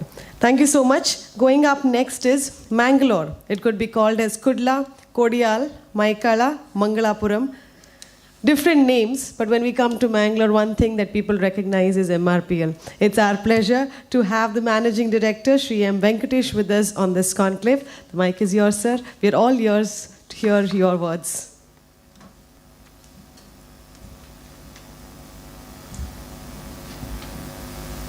ಎಲ್ರಿಗೂ ನಮಸ್ಕಾರ. Gaurav Gupta ji, Kapil Mohan ji, Chairman NMPA, Shashidhar, Ullas, and of course our elected representatives who were with us on the stage and off the stage, my own colleagues from MRPL, NMPA chairperson was mentioning about when the big ticket comes, the small industries also flourish. MRPL is one such big industry promoted by Ministry of Petroleum and Natural Gas with the ownership with ONGC and HPCL. We are a public sector central government organization with installed capacity of about 7% of India's processing capacity. When it comes to MRPL, ಮಂಗಳೂರಲ್ಲಿ ಅಥವಾ ನಮ್ಮ ಜಾಗದಲ್ಲಿ ಏನೇ ಆದ್ರೂ ಅದು MRPL ಕಾರಣದಿಂದ ಅಂತ ಮಾತುಗಳಾಗತ್ತೆ. I will assure you, we are guided by rules and regulations, environmental measures. We are not violating any of the measures. Being a responsible public sector organization, every activity we undertake, we are the largest presence in the state, in this district perhaps. Whatever activity we do, whatever operations we do, it is well within the guidelines, well within the environmental regulations, and we are responsible for our actions and we are answerable to our district and the state. We are not a direct employer of manpower. We are not manpower intensive directly. That is hallmark of any petrochemical sector. It's a mega setup. We have invested roughly about 35,000, 40,000 crores over a period of 25 years. And more investments are following. We are acquiring land. We are directly acquiring land through KAADV. There is no intermediary. We are directly looking at state government support to acquire our phase 4 land. Land is in advanced stage. Of course, there will always be disputes. Please feel free to talk to any of our officers on the issues involved in land acquisition, or for that matter, the pollution angle what people keep projecting. For just to take a few minutes, while we have direct employment of roughly 2,500, indirect employment is nearly 5,000, indirect secondary workforce, and the citizens at large who have been benefited will be multi. It can go into thousands and maybe lakhs. We do say our direct employment is only 2,500 or 2,100 because that's the number we have, and that's all we can take. But as I said, the indirect employment, the indirect supportive industries which crop up along with a mega setup, as Chairman NMPA was telling, is immense and doesn't get counted by public at large. While socio-economic studies do indicate a lot of benefits from a mega industry like MRPL. We have contributed, sir, to the district about 200 crores of CSR for the past 7-8 years. We are focused on ground level CSR. We are focused on schools, educational institutions, Anganwadi, and even women areas of concern. Pragna Institute anta ಒಂದು ಮಂಗಳೂರಲ್ಲಿದೆ, which is looking after destitute women. We are associated with the Pragna Institute. We being a public sector organization, our work should speak and not the words. And we are silently participating in the district, we are silently participating in the state, and we are committed to meet the environmental standards and go beyond the regulation to see that this beautiful city of ours remain green and remain beautiful forever. With this, I would say MRPL is with the district, with the people. We have an issue in hand now, SEZ, JBF issue is going on. We are with the district administration.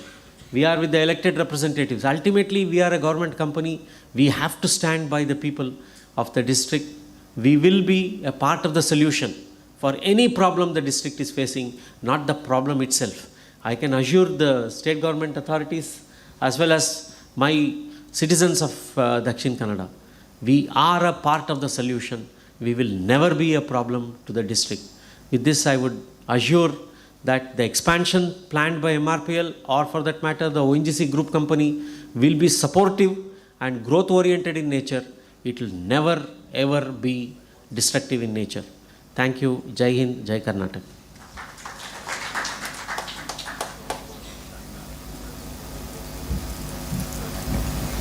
Thank you so much, sir.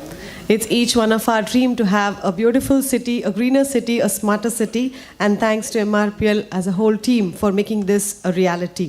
Thank you, Shri M. Venkatesh, the Managing Director of MRPL, for those lovely words. It is now time for the awardees. We have with us another awardee who is receiving the appreciation for his achievements. May I please call upon Mayur Shetty to come to the dais. I request the dignitaries on the dais to kindly join in forward to appreciate and give the token of appreciation and this award to Mayur Shetty. Black Frog Technologies is a Manipal, Karnataka-based medical devices manufacturer with a focus on improving immunization supply chains. He has won 8 national awards and numerous international recognitions already.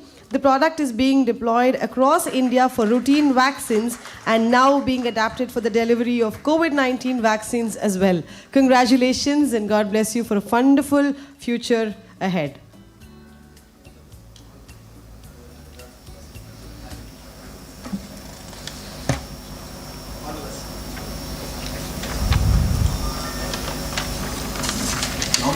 On this day of the second Karnataka Coastline Business and Maritime Conclave 2022, felicitations from the organization to people from coastal Karnataka who have made a mark in their own line. It was Srimati Sujata Kamath, Shri Mayur Shetty, Shri Pramod Hegde, Shri Krishnanand Kamath, Shri Mukund Kamath, and Srimati Usha Shenoy. Once again, appreciations to all of you for this achievement on this platform. And on behalf of all the awardees, I would request the Thanda Thanda Cool Cool ice cream, Mr.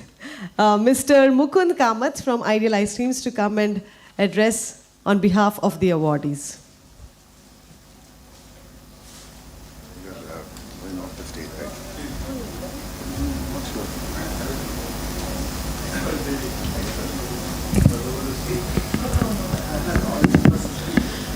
Respected dignitaries and ladies and gentlemen, heartfelt greetings. I'm very happy and glad to receive this award, and I want to thank on behalf of all the awardees. I would also like to thank state government, especially Department of Industries.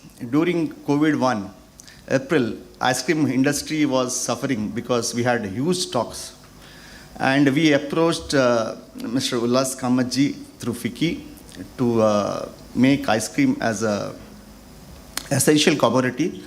And crores of stocks we were able to sell. So we were thankful for this.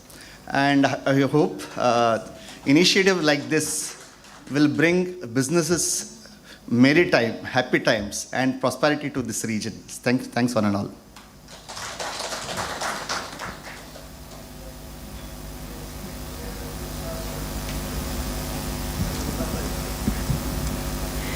Thank you so much. That was short and sweet. It is now time for the vote of thanks. Gratitude is definitely not just for words.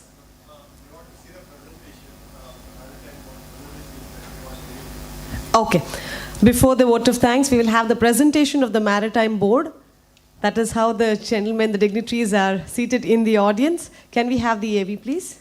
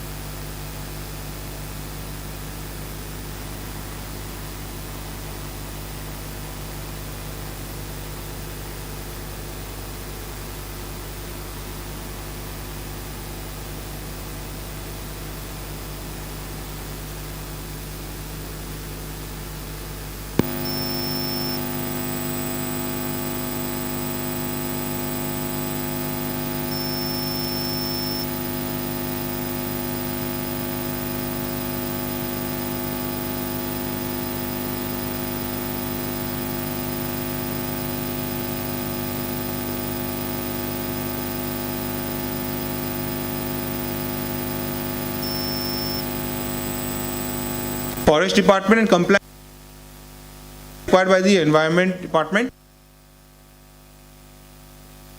The social angle, we are speaking with the people, we are doing projects for the people. We are having a fisheries harbor at Majali coming up soon. We are having, for decongestion of Mangalore city, we are planning to transform the entire Gurupur river so that people have easy access, not just on road, they can travel to the various places of the city using the waterways as well.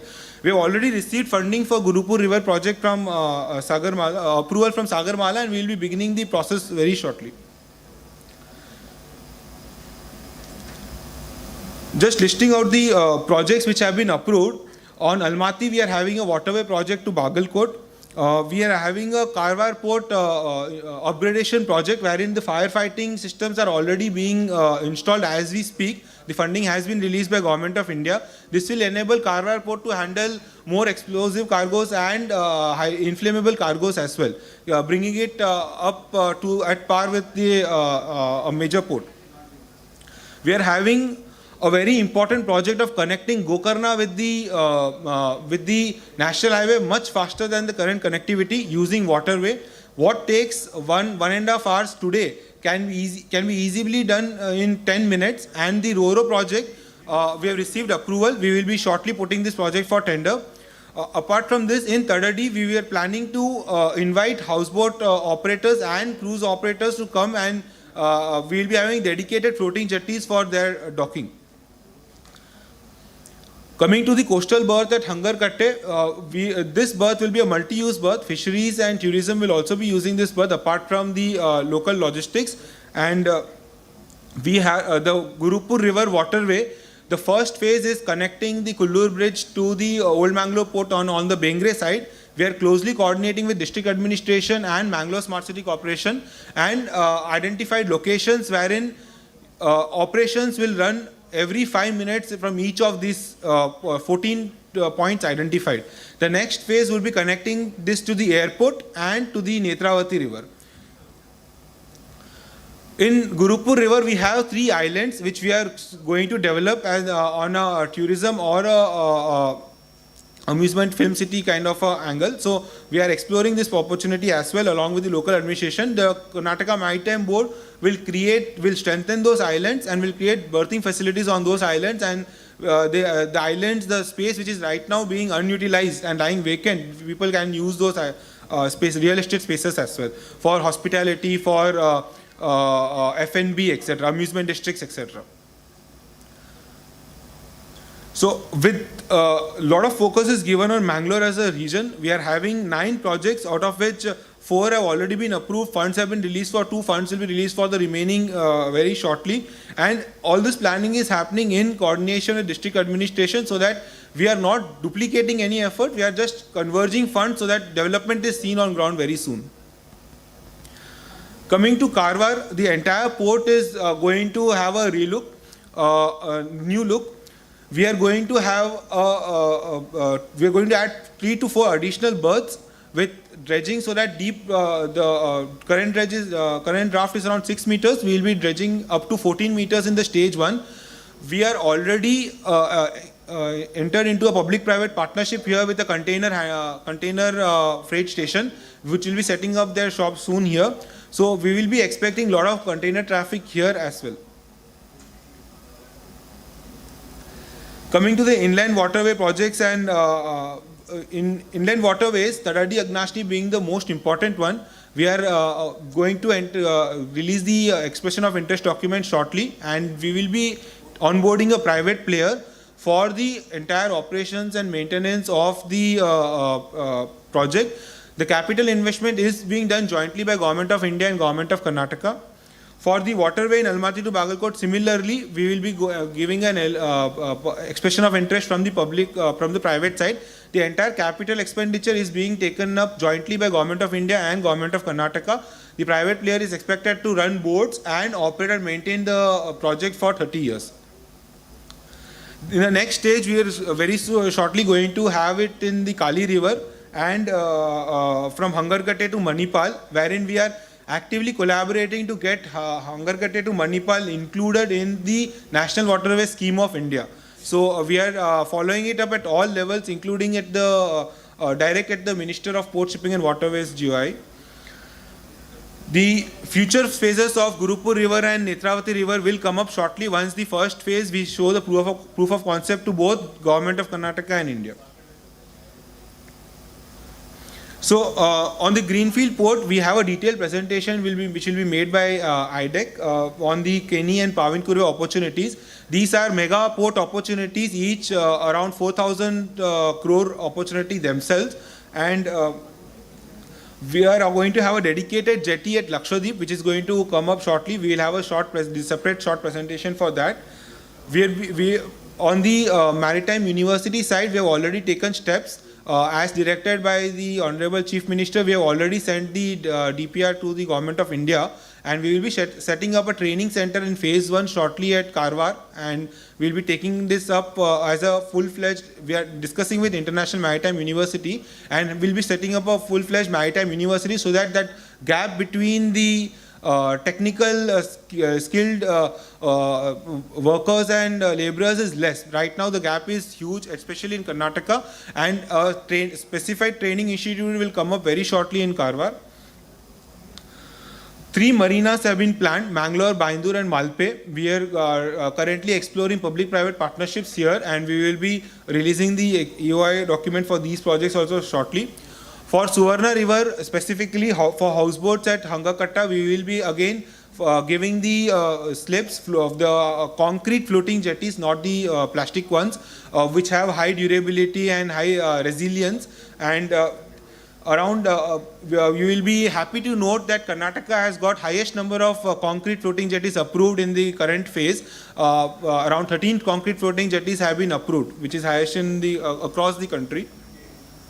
So we are welcoming all the cruise liners, seaplanes, all the private players, houseboat operators, waterways players, and also the industries on fisheries side, tourism side, logistics side, container players, etc. to come collaborate with us and participate in all these tenders which will be coming out shortly. A lot of these tenders are also having a significant government funding, which is intended to get the become the viability gap component for these projects.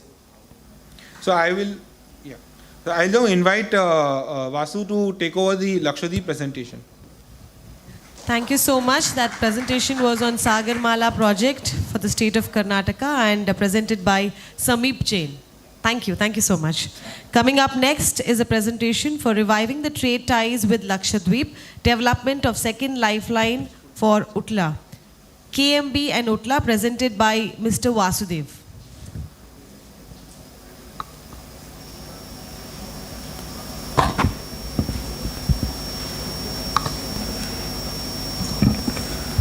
A very good noon to all the dignitaries present here.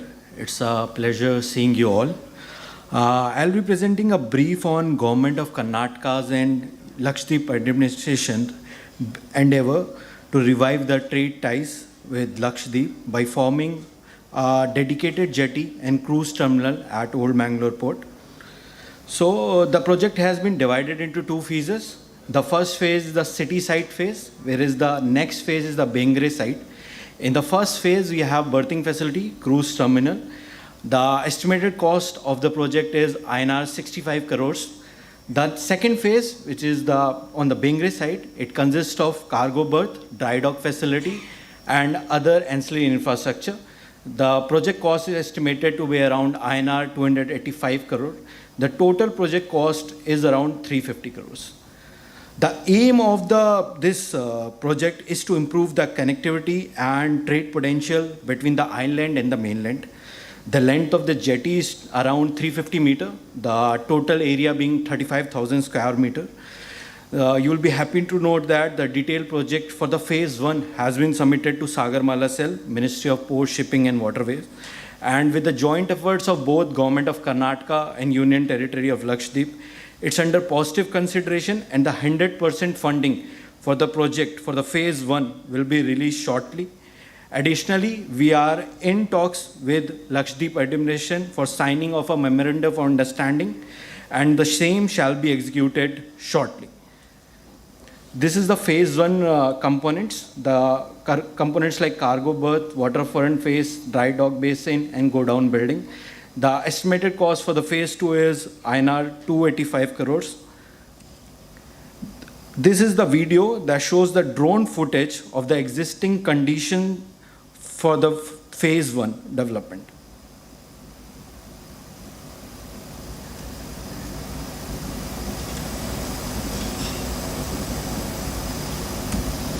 As for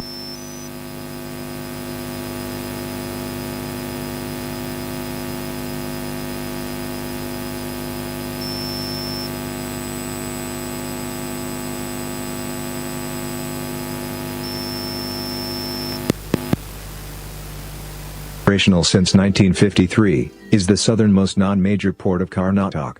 Located on the eastern coast of the Gurupur River, the port has been under the administration of the government of Karnataka since 1980.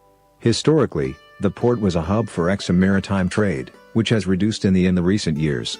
Now, the government of Karnataka, through its nodal agency, the Karnataka Maritime Board, is planning to revitalize the bustling trade routes by developing and modernizing the old Mangalore port in a sustainable manner, for the overall economic development of the regions.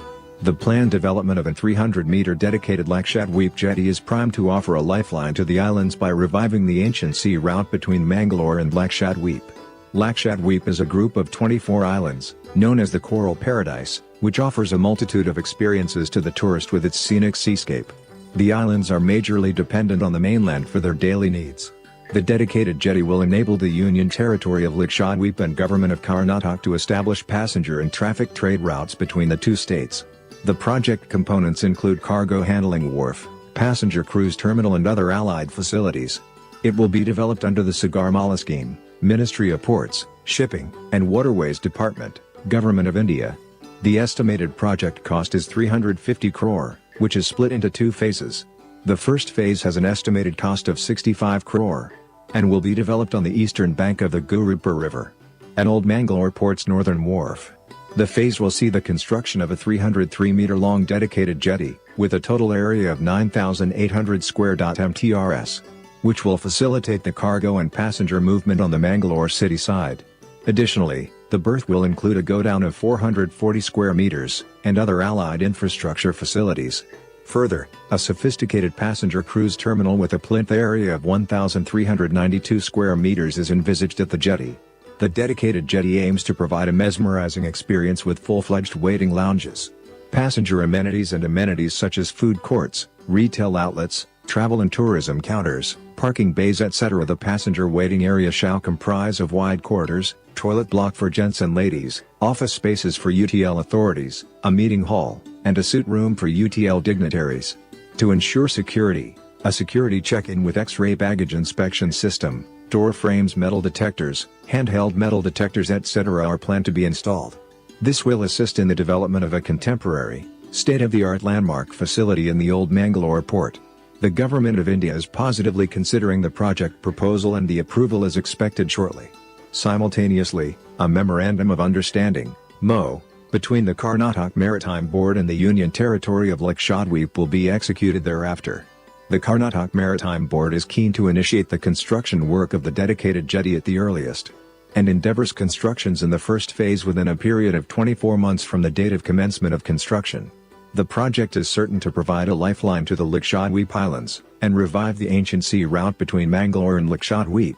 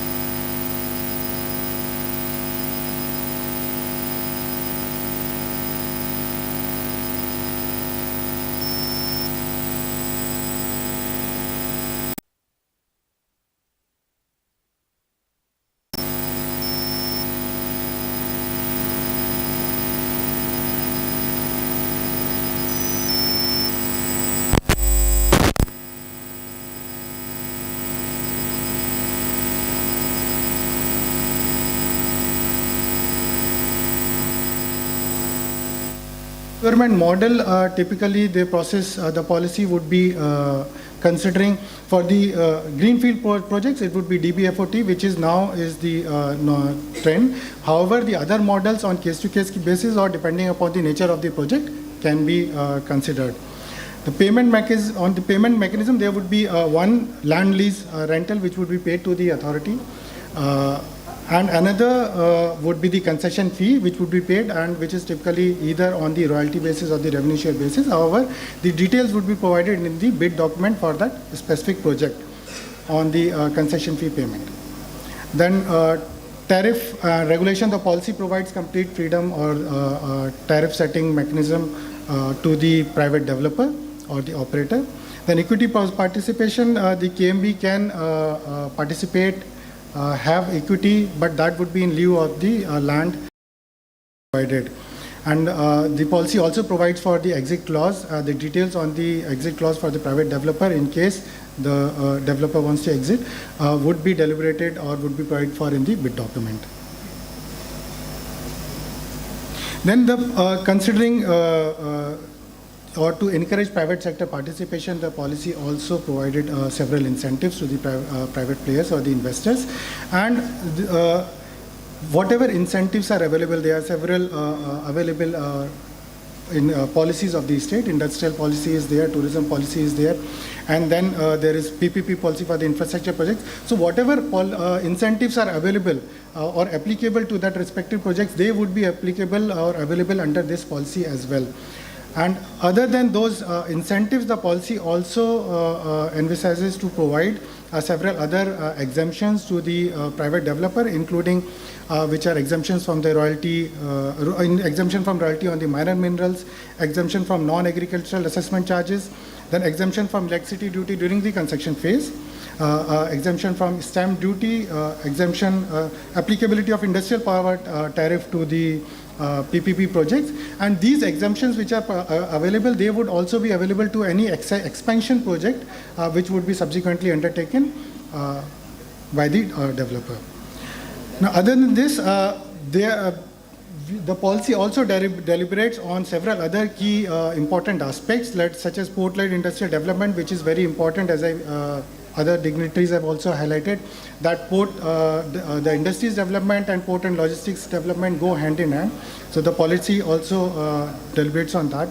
Maritime-led tourism development, there is ample opportunities for the maritime-led tourism development, and the policy emphasizes that the projects can be undertaken both on the standalone basis or in coordination with the other government organization or the tourism department. Then the development of shipyards and ship repair yards. So that also the provision is there for under the policy that shipyards or ship repair yards can be undertaken both through solicited as a solicited or unsolicited proposal. They can be considered. Then logistics infrastructure, as I highlighted, for on approach road and the rail linkages to select ports, the KMB is already has taken certain steps so that the connectivity is facilitated or facilitated, and okay. And then the policy on the fisheries infrastructure development also is considered under the policy. Other than that, the training and development needs or the capacity building requirements are also deliberated under the policy. Thank you.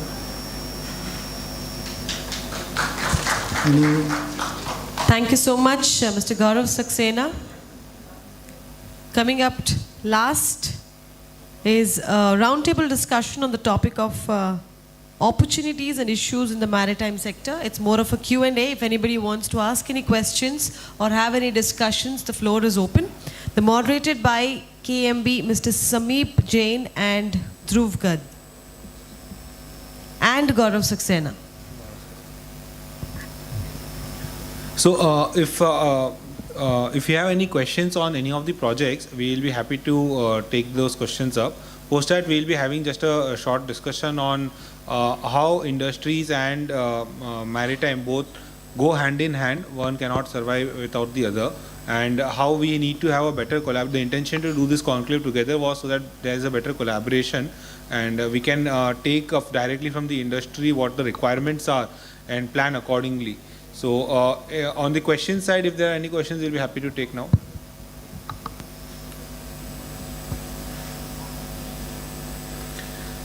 Fine.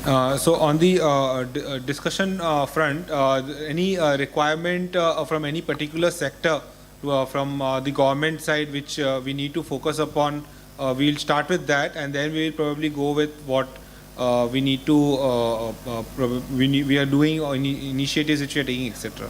So any requirement from the industry side, from the people who are in the industry, for what is required from the maritime sector?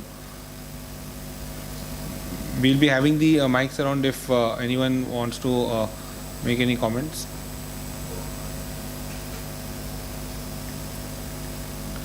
So as such, I don't see any yeah.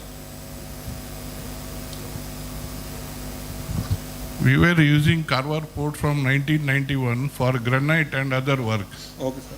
So last almost now 15 years it is stopped because of the draft problem. So I request immediately you take up the dredging so that it can be started, export can be started from Karwar port. Okay. So on the dredging project, you will be happy to note that we have received the approval for the funds have also been allocated.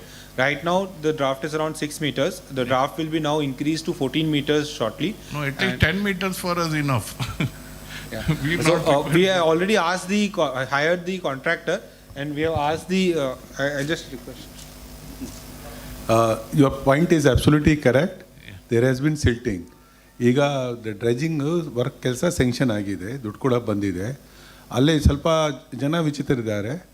ಅದು ಪರಿಸರ ಹೆಸರು ಮೇಲೆ ಅವರು ತಡ ಜಾಸ್ತಿ ಆಗ್ತಾ ಇದೆ, ಆ ಕಾರಣಕ್ಕೆ ಸ್ವಲ್ಪ ಲೇಟ್ ಆಗಿದೆ. But now the work will start very soon and you will get a net dredging depth of almost 12 to 14 meters ಸಿಗ್ತದೆ. Thank you, sir. Okay. So that we can, the cargo has gone to Goa and Krishnapatnam from the North Karnataka, which has to restart from Karwar. ಅದೇ ಅಲ್ಲೇ ಸ್ವಲ್ಪ ಜನಗೆ ಹೇಳಬೇಕು ತಾವು ಪರಿಸರವಾದಿ ಅವರಿಗೆ. ಅಲ್ಲೇ ಇದೆ sir, ಬೈತ್ಕೋಲಲ್ಲೇ office ಇತ್ತು, ಅವೆಲ್ಲ ಬಂದ್ ಮಾಡಿ ಈ ಕಡೆ ಬಂದಿದ್ದೇವೆ. Okay, thank you. Even container we can start. That is already you have been awarded to some Vikram Associates group, I think. We have a lot of North Karnataka coastal cargo, which is including IFCO fertilizer to that sector, and bentonite to Bellary sector, Hospete sector. So that all can be diverted to Karwar. Now we are used to bring it to Mangalore. Because of the transportation cost, it has now coming by road directly from the Mundra sector, Gujarat. So you are right. Ida ಕೊಟ್ಟಿದ್ದೀವಿ. Any plan of installing any crane, sir? Mobile crane? I believe that in Sagarmala you are expecting 2 cranes, mobile cranes. So thank you. I'll take the 2 parts. Yes, we have given a long-term contract to the person. As soon as the jetty is cleared, because there is some iron ore on that, and that is under some correct. judicial issues are there. The work will be started. I think Mr. Ramana is here. He's gone. No, Ramana, our deputy chairman, he outro. Since I am on the board, I mean, even the New Mangalore Port Trust is starting the container berth, NMPT. They are also starting it. But that is in Mangalore Port. That is Mangalore. It will not be very useful for you. Yeah, for Karwar, the only constraint is some judicial problem regarding that iron ore. Once that come, you will be putting, I think you want to know gantry cranes and other things. Yes, that proposal is also there. No, mobile crane is enough, sir. We can use for both the general cargo as well as for granite. Container. Yes, but gantry cranes are more efficient. So, that will be. But 1 or 2 will be there. Either of them will be there. Okay. Thank you, sir. Thank you. Okay, I'll go there.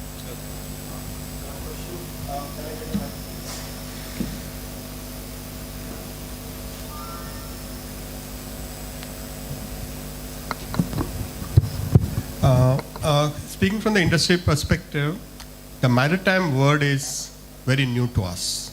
We have been in the business for decades, but maritime as such needs a lot of explanation for us to get into the business. Second, we want new age entrepreneurs, while you have startups on the other side, but the coastal startups could be through Maritime.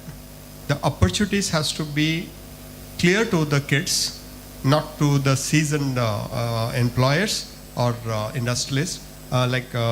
She has a beautiful infrastructure expert. You must be knowing that one of the finest education institution in the private sector. She was asking me whether I can set up a university for Maritime so the student can understand this and more meaningfully they can become an entrepreneur. It's a new age business for all of us. I know Maritime now under the new leadership, what we are seeing now, it's all new to us. Probably we need more information, as much as information what you can give it to us, and we can get new young entrepreneurs, and if an expert can put up a university by itself so that the students can come, they can learn, they can understand, and they get into the business is my observation. And if any opportunity to start a Maritime University, she'll be more than happy to get into that. Okay, so on the first part, the three parts, one is the maritime, second is the university, and third is the opportunities for the industry sector. The first part is what is maritime. Maritime, on the sectors wise, it is anything to do with coast. When I say anything to do with coast, might be port, might be logistics, might be trade, might be fisheries, might be tourism, but anything to do with coastal side is maritime.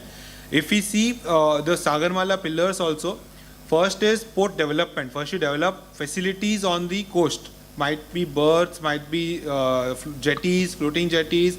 So that is the port and berthing facility development for people, for industry, for cargo. Then is the port-led industrialization. So once you have developed the port, what about the area surrounding the port? What are the industries which are setting up in those areas? So might be if there is some cement company, they want to set up silos there. Might be if there is a food processing or fishery processing company, they want to set up a fishery processing center right next to the place where they are getting the catch from. So that is the port-led industrialization part.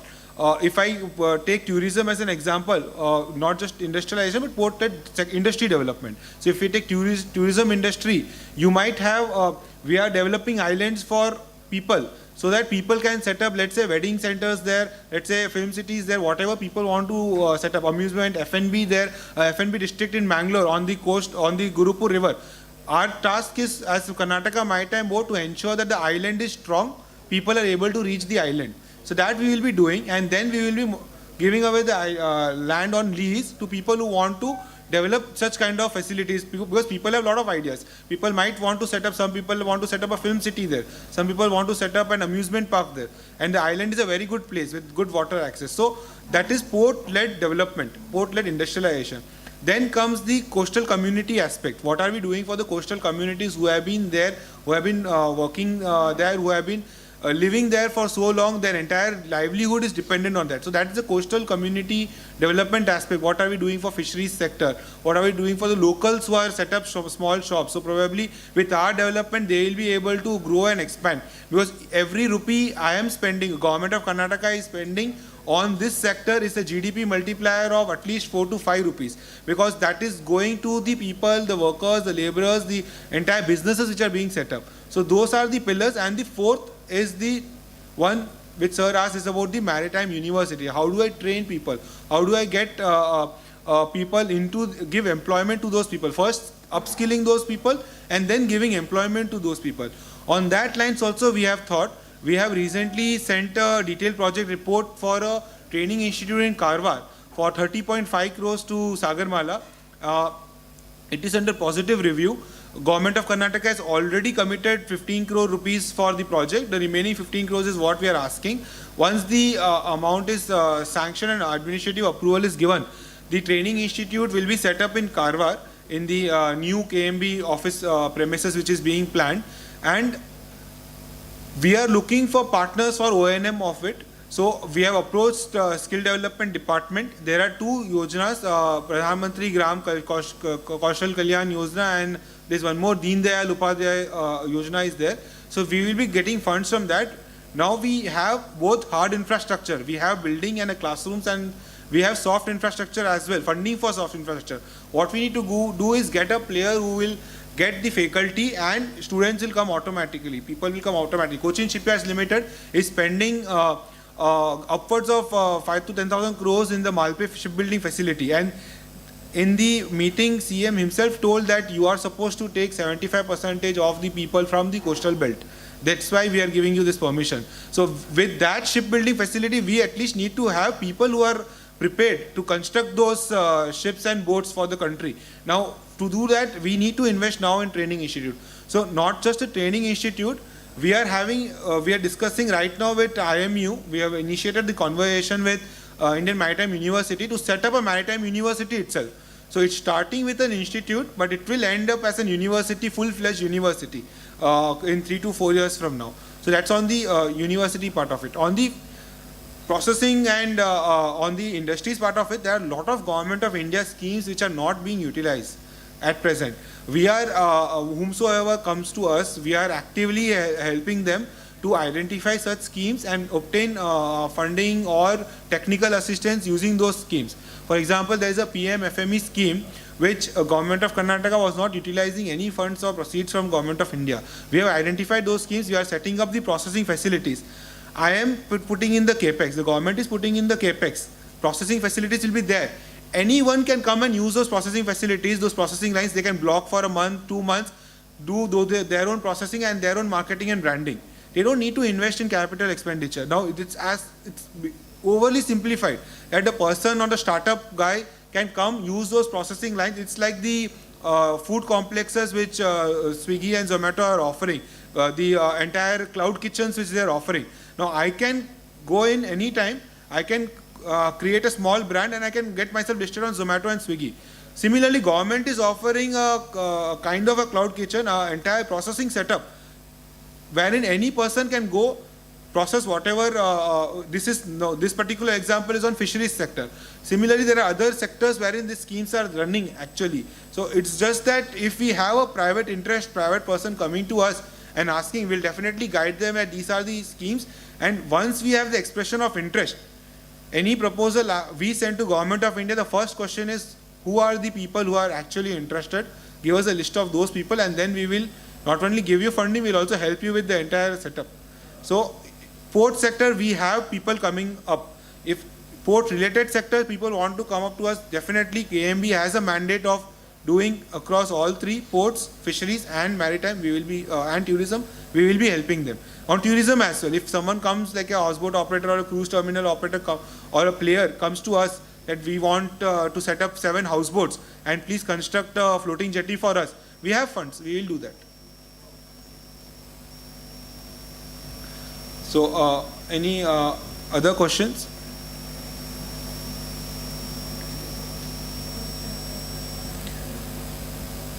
Fine. So I think we will move on to the next aspect which is there in the. Thank you.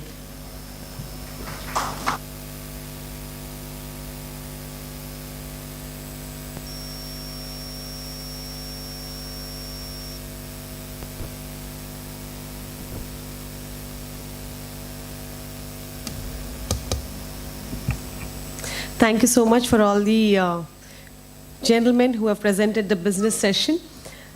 It is now time for the vote of thanks, a word of gratitude from the President of the KCCI, Shri Shashidhar Pai Marur. Over to you, sir.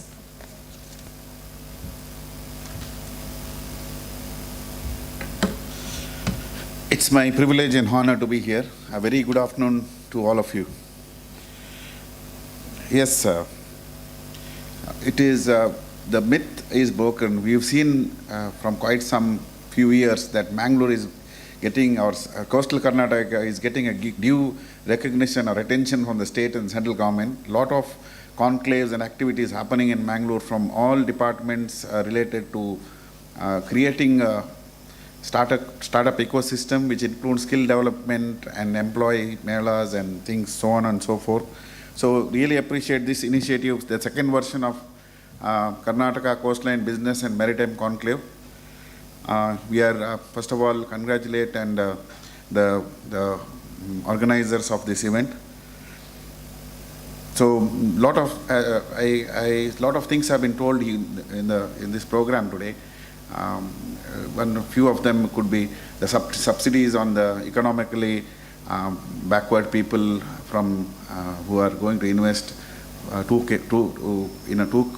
acre land in industrial belt. There was a certain very pleasant and very interesting and initiatives taken by the state government, and 40% of tax flowing back to the industry or from the tax collected industrial areas. Yes, the few things I would like to highlight is the ease of doing business, which is an attractive terminology which has been doing rounds in the last few years. While we accept that we have come a long way through digitalization, which has definitely given us a feeling of ease of doing business, but lot more to be done.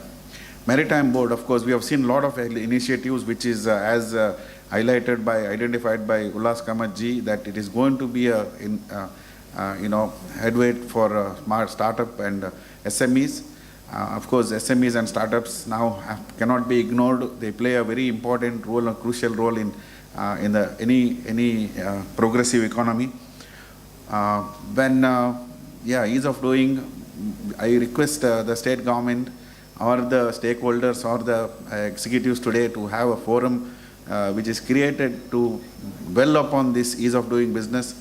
We have a lot of compliances, especially coastal Karnataka is known to be a compliant district with the people with compliant attitude. We want to comply with all the norms. We are not blaming any officials or department, but we have to do a brainstorming on what are the rules and laws which can be eliminated or can be not relevant for today's, and that much of compliance can be reduced. I request Ullas Kamatji to work towards this, and we will support you in this direction. Pradeep Pai is also there. I think Pradeep Pai has made a note of it, and definitely will take it up at the government level in this direction to create a forum to discuss on ease of doing business. We have come a long way, but a long way to go. We appreciate the initiative in this direction and those wonderful multiple initiatives taken from the Maritime Board and the very detailed and very informative presentation made by the officials of Maritime Board was really enlightening and very motivating. We are sure that this will come into existence and it will be executed very soon, and we assure our support in this direction from KCCI and all affiliated bodies. Whenever and wherever our support is required, we will definitely be at your service. I extend my hearty thanks to the Honorable Minister who came here in spite of all the hardships and the very tight schedule and the travel what he had the previous day. It is really appreciable and nice of him to come here and address us. Our Honorable MP, Mr. Nalin Kumar Katil, also, in spite of his busy schedule, he has addressed us today. Our Honorable Chief Minister had a video message from him. It was so nice of him to recognize this event. Our Dr. Venkataramana Akkaraju, Port Chairman, was here to give some insight and some advice from our side here. Thank you very much, sir. Kapil Mohan, sir, CEO of Maritime Board, who has played a very, very important role today in bringing back some deviation from the industry to maritime, as requested by Ullas Kamath and the expert group. That definitely, in collaboration, we will definitely see a maritime university happening in Mangalore. Gaurav Gupta ji, who is again a friend of Mangalorean, I am sure his presence has made a lot of change to us and will go a long way in developing coastal Karnataka. And also our MLA from Mudibidre was here, so I thank him also. And Pradeep Pai is here with us as always, and he supported all industry and economic activity of this region, whether it is KCCI, KIA, any industry body. He is always one phone call away and is very active. So thank you, Pradipana. And the man who walks the talk, Ullas Kamath, I have to congratulate and thank him for being so close to Mangalore. He is regularly visiting Mangalore. He is motivating people from Mangalore, be it family business, be it startup ecosystem, and so many other activities. Ullas Kamath is engaged with the Mangalorean, and he's so attached to coastal Karnataka. I don't know why. And I really appreciate that he is sustainably doing it. You know, 1 or 2 events is one thing, but he's sustainably doing it. Probably, I have not seen any person who is so much dedicated and committed to whatever the cause he is. Once I told him, how come you take out so much time? He was here maybe a few months back, or he had some business meeting happening, and after that, he said after 7 o'clock he came to chamber to address us. And it was 10 o'clock. I said, how do you manage after the day-long stressful work? He said, this is what gives me relief. So probably that is what he is taking relief from doing this, or probably it is a passion. So again, wish him all the very best, and we assuring him all our support. Thanks to my colleagues who are here from KCCI and Trade and Commerce and Industry here, other dignitaries, members from print and media, and lastly, Ocean Pearl for providing this wonderful infrastructure and making this event a successful one. Thank you one and all.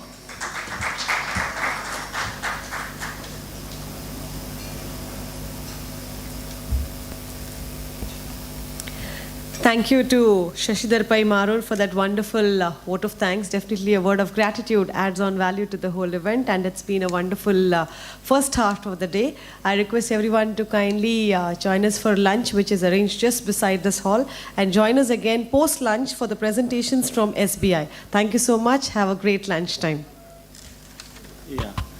One more request that post-lunch, SBI has some introductory, some schemes they have explaining. So please join post-lunch. They have something to reveal to you. Thank you so much.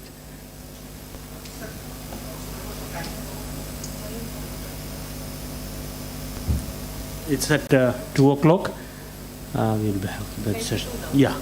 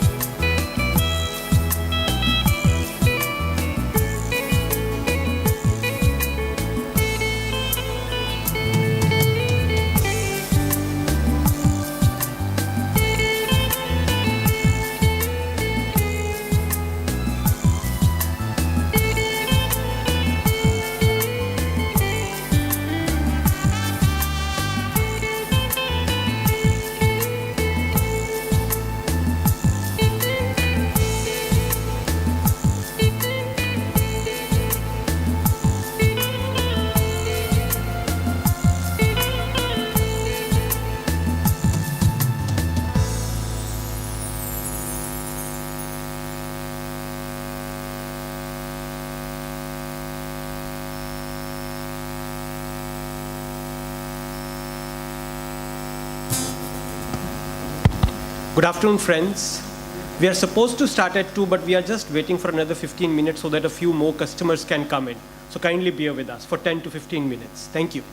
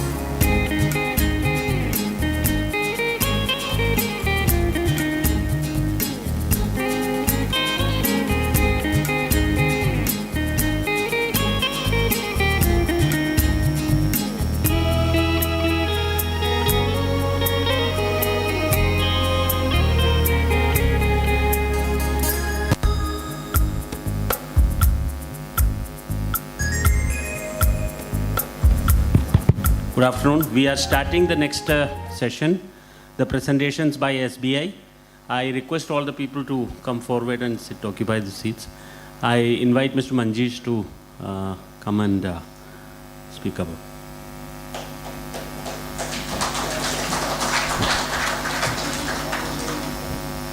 Thank you, Shajuji. Friends, good afternoon. Thank you, sir. I am Manjeesh Gargi. I am DGM SME at State Bank of India's local head office in Bangalore. I head the entire SME vertical for the state of Karnataka for State Bank of India. It is my pleasure and honor here to be in Bangalore to interact with all of you. SBI is one name, of course, all of us know. It is not something new to any of you. One way or the other, everyone has been associated with SBI from the very beginning, means even from your school or college days, maybe some deposit of fees there that has to be done with SBI. Maybe an RD account has been opened as a minor by your parents, that would be with SBI.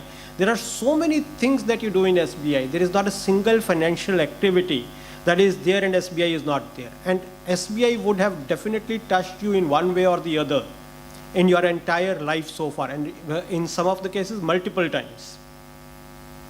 So there is nothing new that you will see here, because even if not SBI, say as an example, most of these schemes that I will be speaking about, almost all the banks provide that, including the other banks that you may be banking with. So I'm not going to say that I'm here offering you something unique, something that no one else gives you.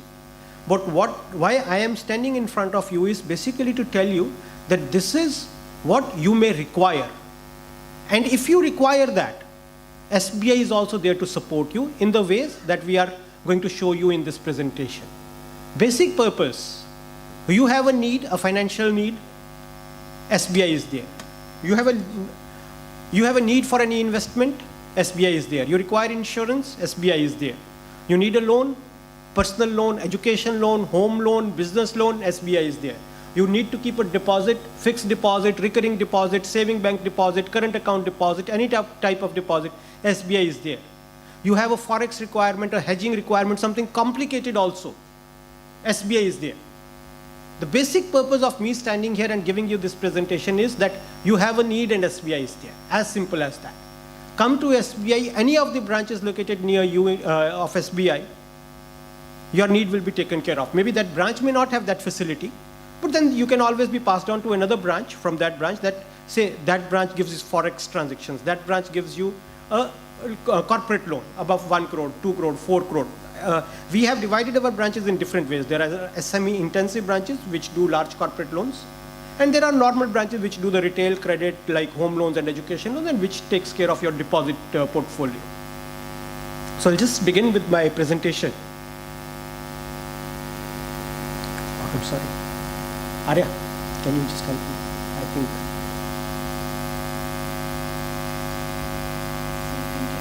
This one. No?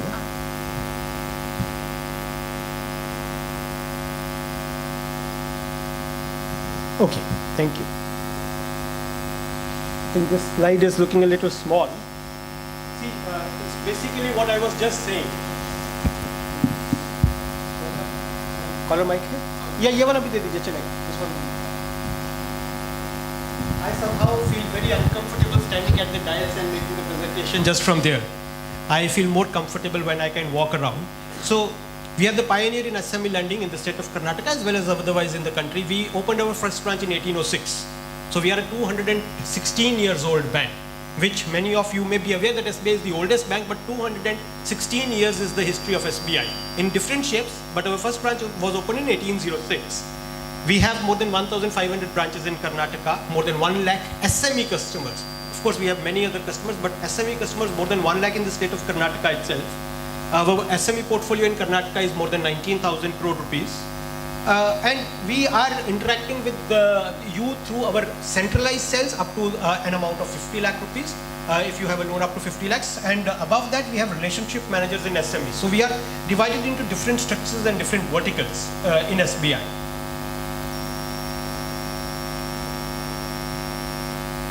I'll skip a few slides which may not be as relevant for you because I'm seeing the customer profile here. So some of that may not be as relevant for you, but I'll just touch upon a few things. We have digitized a lot of our processes to improve the turnaround time, the TAT, for funding. Our processes earlier used to be very lengthy, asking for a lot of documents. One complaint that many people have always had with SBI, Nayak ji can vouch for that. So many of Nayak ji's customers would be with us, right, Nayak ji? So, but now things have improved. And we are improving. It's a continuous process. Improvement is never a permanent thing that this is what we have done and we have finished that. So improvement is a continuous process, and SBI on the digital products and otherwise also is continuously improving. Again, our product suite, if you can see, we have every type of a product. As I was saying, we have working capital loans for your daily requirements. We have term loans if you want to set up a factory, machinery or anything. We have a term loan. For your trade needs, we have the trade finance, letters of credit, BG, both forex as well as for the domestic requirements. And we have the forex hedging also. Well, all types of forex products, derivatives, hedging, we can provide you all of that. And within the assets, we have separate schemes. Like you may have an asset. We have the asset-backed loan. Sometimes you may not really fit into any of the schemes of SBI normally, but if you can give me a property, because that secures my loan, so I can give you a loan backed by that asset. We have dealer finance and vendor finance for the industry majors. Industry majors are the large corporates like Tata Steel, just to give an example. Any of you may be a dealer of Tata Steel or any other industry major. So we have a tie-up with Tata Steel to fund their dealers or vendors, both ways, in which the pricing, the concessions, the security, etc. are at very, very nominal rates. Export credit is there, Arogyam for the healthcare facilities, SME gold loan, anything. If you have a gold, pledge gold and we can give you a loan against that at very, very fine rates. And especially with the prices of gold going up, PABL is a pre-approved business loan. If you have a current account with me and your CIBIL score is good and you are not having any credit facilities, I will pre-approve your business loan. And today itself, that scheme has been revamped and relaunched. Earlier the amount was 10 lakhs, from today it is 20 lakhs. Pre-approved, already sanctioned. You just have to go to your YONO SBI or your internet banking, corporate internet banking, click it, and literally the same day you can get the credit in your account. This is actual thing, with no documentation, nothing. Except there will be a stamp paper that will, in one day you can have the credit in your account, up to 20 lakh rupees, which is a fact. In Karnataka alone in the last 3 months, we have done 600 such cases. 600 may not be a large amount, number, but this is the beginning. And it was up to 10 lakhs. From today it has been increased up to 20 lakhs. We have CLP. CLP is a government scheme, contactless lending platform. You may have heard, take the loan, PSB loans in 59 minutes. So CLP is basically that. So you can apply on the government platform. CLP is a government platform, and on that it will check your CIBIL score, your GST returns, your ITR returns, and in 59 minutes it actually gives you an in-principle sanction. And automatically the bank you would have chosen in that, the application will flow to that bank automatically, and the bank will contact you, and you can always contact the bank yourself also, and through that you can very easily take a loan. And CGTMSE is one scheme up to 2 crore rupees. We can take a guarantee cover from the government of India under CGTMSE, and no security will be required, because a lot of corporates face this problem. We want to set up a company, bank keeps on asking me security. अब मैंने तो business शुरू किया, मेरे पास security कहाँ से आएगी? I don't want to go to my parents to take a house, to mortgage their house. Do it under CGTMSE. We are there to help you in that also. So I'll skip the finer details of these asset-backed loan and EVFS, EDFS. I just want to touch upon, if you or any of your friends are dealers of any of the large companies or vendors providing goods and materials to them, please let us know. These are invoice-based fundings, zero margin, very fine pricings in the range of 6.5 to 7%, and almost practically zero security depending on the tie-up with the industry major. In some cases it may be zero, in some cases it may be up to 25%, but very, very good terms and conditions we have there. Export credit is one area where Bangalore is very, very, I see a lot of exporters from Bangalore in different activities, and export credit is one area where our bank has also been very, very keen on promoting in line with the Government of India guidelines. We provide pre-shipment credit in the shape of rupee. If it is rupee loan, then it is called export EPC. If it is in foreign currency, packing credit in foreign currency, PCFC. That is what we call it. And similarly for the post-shipment, we have FBD, foreign bill discounting in rupee, and we have EBR, export bill rediscounting in dollar terms. So practically any requirement you may have, and these facilities come at very, very fine rates. What is the subvention at this time? 3%, right? Hedging is 4%. So see, you take an EPC from me, my EPC rate of interest is roughly 1.25%. -3. -3, -4. Do you understand what Mr. Pratyush Bakshi is the AGM heading the Forex division here for the marketing for the entire state of Karnataka, so I was just checking with him. Basically what this means is you take an export credit loan from me and you do not pay anything to me. I pay 0.75% to you. You take a loan from me and I pay 0.75% to you. My rate of interest is 6.25. On that you get a 3% interest subvention from Government of India. But you get that. So 6.25 minus 3, it is 3.25. And since it's a dollar, we are presuming it's a dollar, it could be some other currency, but then you will book a forward for that because you are not a gambler. You don't want to block, you don't want to play with the rupee movement going on. So if you do the hedging with me for the dollar, I pay you another forward premium of 4% on that. So 3.25 minus another 4%. So you are actually end up earning 0.75. Maybe some of you may be exporters here. If not, you may have friends who are exporters. Please tell them, take a loan from SBI. They will pay you 0.75% for that. Have you heard any such scheme earlier? And this is the fact. You can do it today itself. It's not something, I'm not playing with numbers. This is not jugglery. This is actually a fact. I will pay you 0.75% if you take an export credit loan from me and hedge your US dollar with me. Hedging forward contracts, as I've just touched upon. In import, this is the export. Then in import, you may have a requirement for a foreign LC or buyer's credit. Again, we are there to help you in that also. We have 200 offices located outside India. In all the geographies you can think of, US, London, Singapore, Hong Kong, Tokyo, any place that you can think of, South Africa, we have an office. So if you require, you have any type of a need outside India also, SBI is there to take care of you. So I'll skip these export credit slides because I've just touched upon all these things.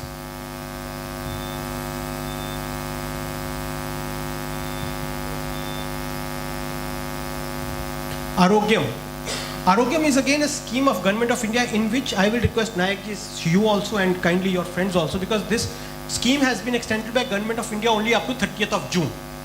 Of course, we will always be lending to the healthcare facilities even beyond June. But up to June, the pricing concession and the coverage under the guarantee scheme is applicable. So any loans that can be done up to June in the scheme of Arogyam. And Arogyam is basically, when I say healthcare facilities, it is not that you have to set up a hospital to take a loan under it. It could be an existing clinic. You want to buy a machinery for that, a simple machine, that can be covered under this. Some expansion, some renovation, anything that is related to healthcare facilities, we can cover it under Arogyam, and it will again be given a guarantee covered by the Government of India, which has been extended up to 30th of June. We don't know if government extends it after that, but as of now it lapses on 30th of June. So let us make use of that.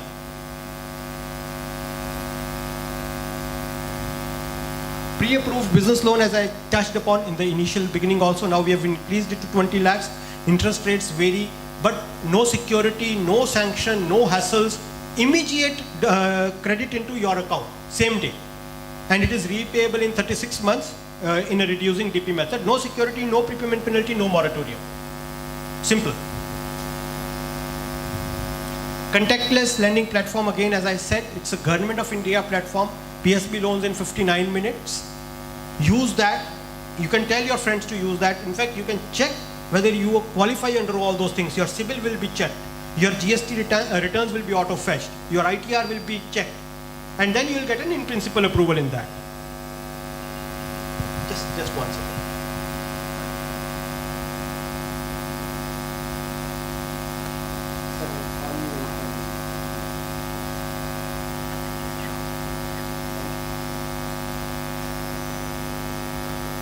I'm sorry. CGTMSC, as I was saying, up to 2 crore cover we can give. 1 crore for the trading activity, 2 crore for the other activities, manufacturing. Wholesale and educational and training institutions can also be covered under this. Earlier it was not allowed, but recently there were some changes in the guidelines.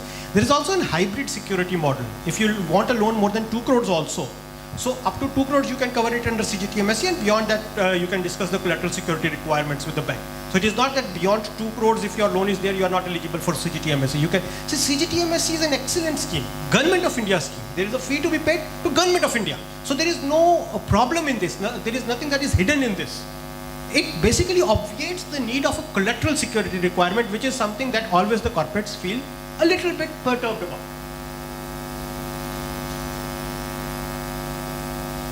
There are a lot of digital initiatives we have started recently, and again, as I said, it's an ongoing process. Improvement is always an ongoing process, and digital initiatives are an improvement that the bank is doing. So we are utilizing the online available data sources like your Aadhaar, PAN, and other things, which are where your consent is there for the government to use. Only that thing we are using for this PAPL and pre-approved business loan and other sanctions.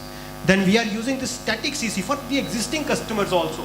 Like if your sales have increased, but your limits have not increased in line with your sales. Bank has a product, and bank itself is now contacting the customers. Please come, because your requirements have increased. There is a working capital cycle. In fact, under COVID, working capital cycles have only increased rather than come down. So with increased revenue and sales, you may have an existing requirement. Please come to us for that. So these were the basic schemes I wanted to touch upon. But as I started, I learned in the same way, any need you have, SBI will provide a solution to you for that. Please come and visit us. Some of you may have come, and I know some of you may say, sir, I went to that branch, I asked this question, and I was passed on to the other seat. Many of you would have experienced something like that. नहीं नायक जी, ऐसा तो बहुत बार हमने देखा होगा. See, I will not say that we are perfect. There are certain things that we need to improve upon, but I can promise you one thing, who has visited SBI 10 years ago, 5 years ago, and today, can tell the difference. How much SBI has improved, has changed. Most of the seats that we have now have been converted into single window operators. So that no one can say, sir, ye meri seat pe nahi hota, ye agli seat pe hota hai. Everyone will do everything. There will be some resistance to these changes. Again, when we say 216 years old bank, so there are some legacy issues on the negative side also.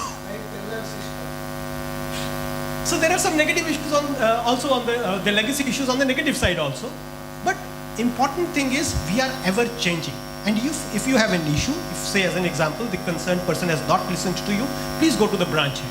Please go to the regional manager. Mr. Uday Kumar is here.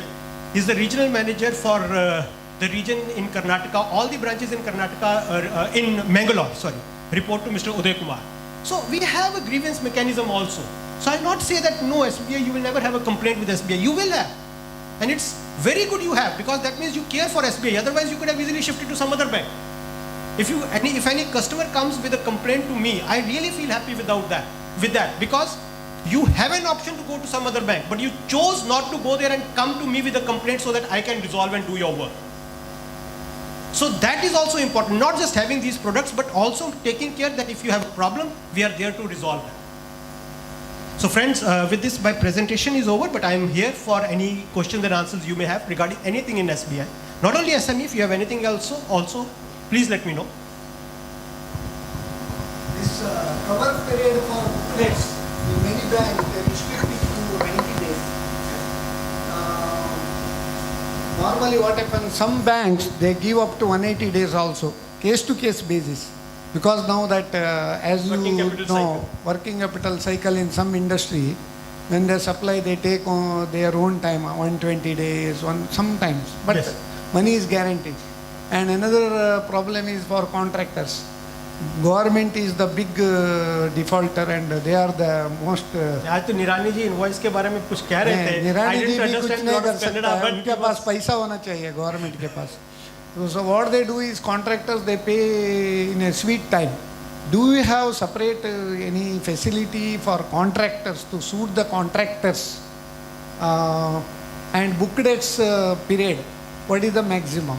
Sir, as you rightly said, book debts cover period. Book debts cover period, as a norm it is 90 days. But then on a case-to-case basis, we basically look at the working capital cycle of the industry.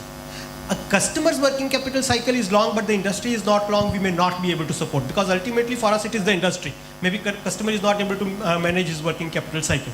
But if the industry's working capital cycle is long, we do take care of that. Matlab, it will depend on that. Ideally, 90 days is the standard. But standard doesn't mean the sanctioning authority, the approving authority cannot change that.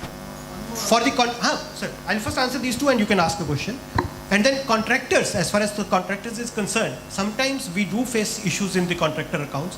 There my request would be, see, most of the contractors that I have seen so far are otherwise rich people, in the sense that they have landed properties. Their issue is with the working capital cycle. Asset-backed loan is a very good product for them. Exactly. So, there the requirements. What are the norms for a asset-backed loan? There's a slide, I'll just show you that.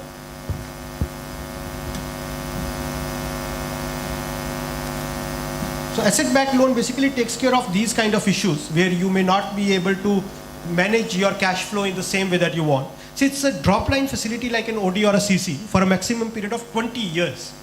CC is normally, of course, repayable on demand. For build-up of current assets and fixed assets needed for business purposes, any purpose that you may have.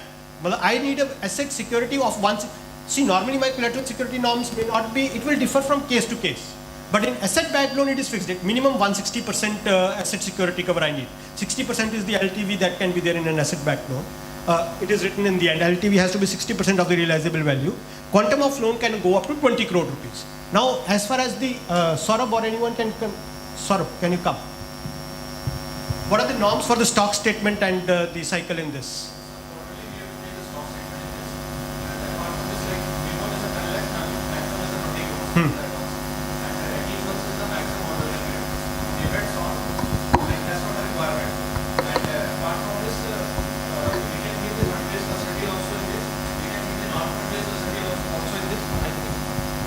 Basic question that Nayak ji has is about the cover period for the receivables, because contractors periods, the cover period, they will require long. In this, yes, the stock statement has been changed from monthly to quarterly, so that is one benefit. Normally we require stock statement on a monthly basis, here we require it on a quarterly basis.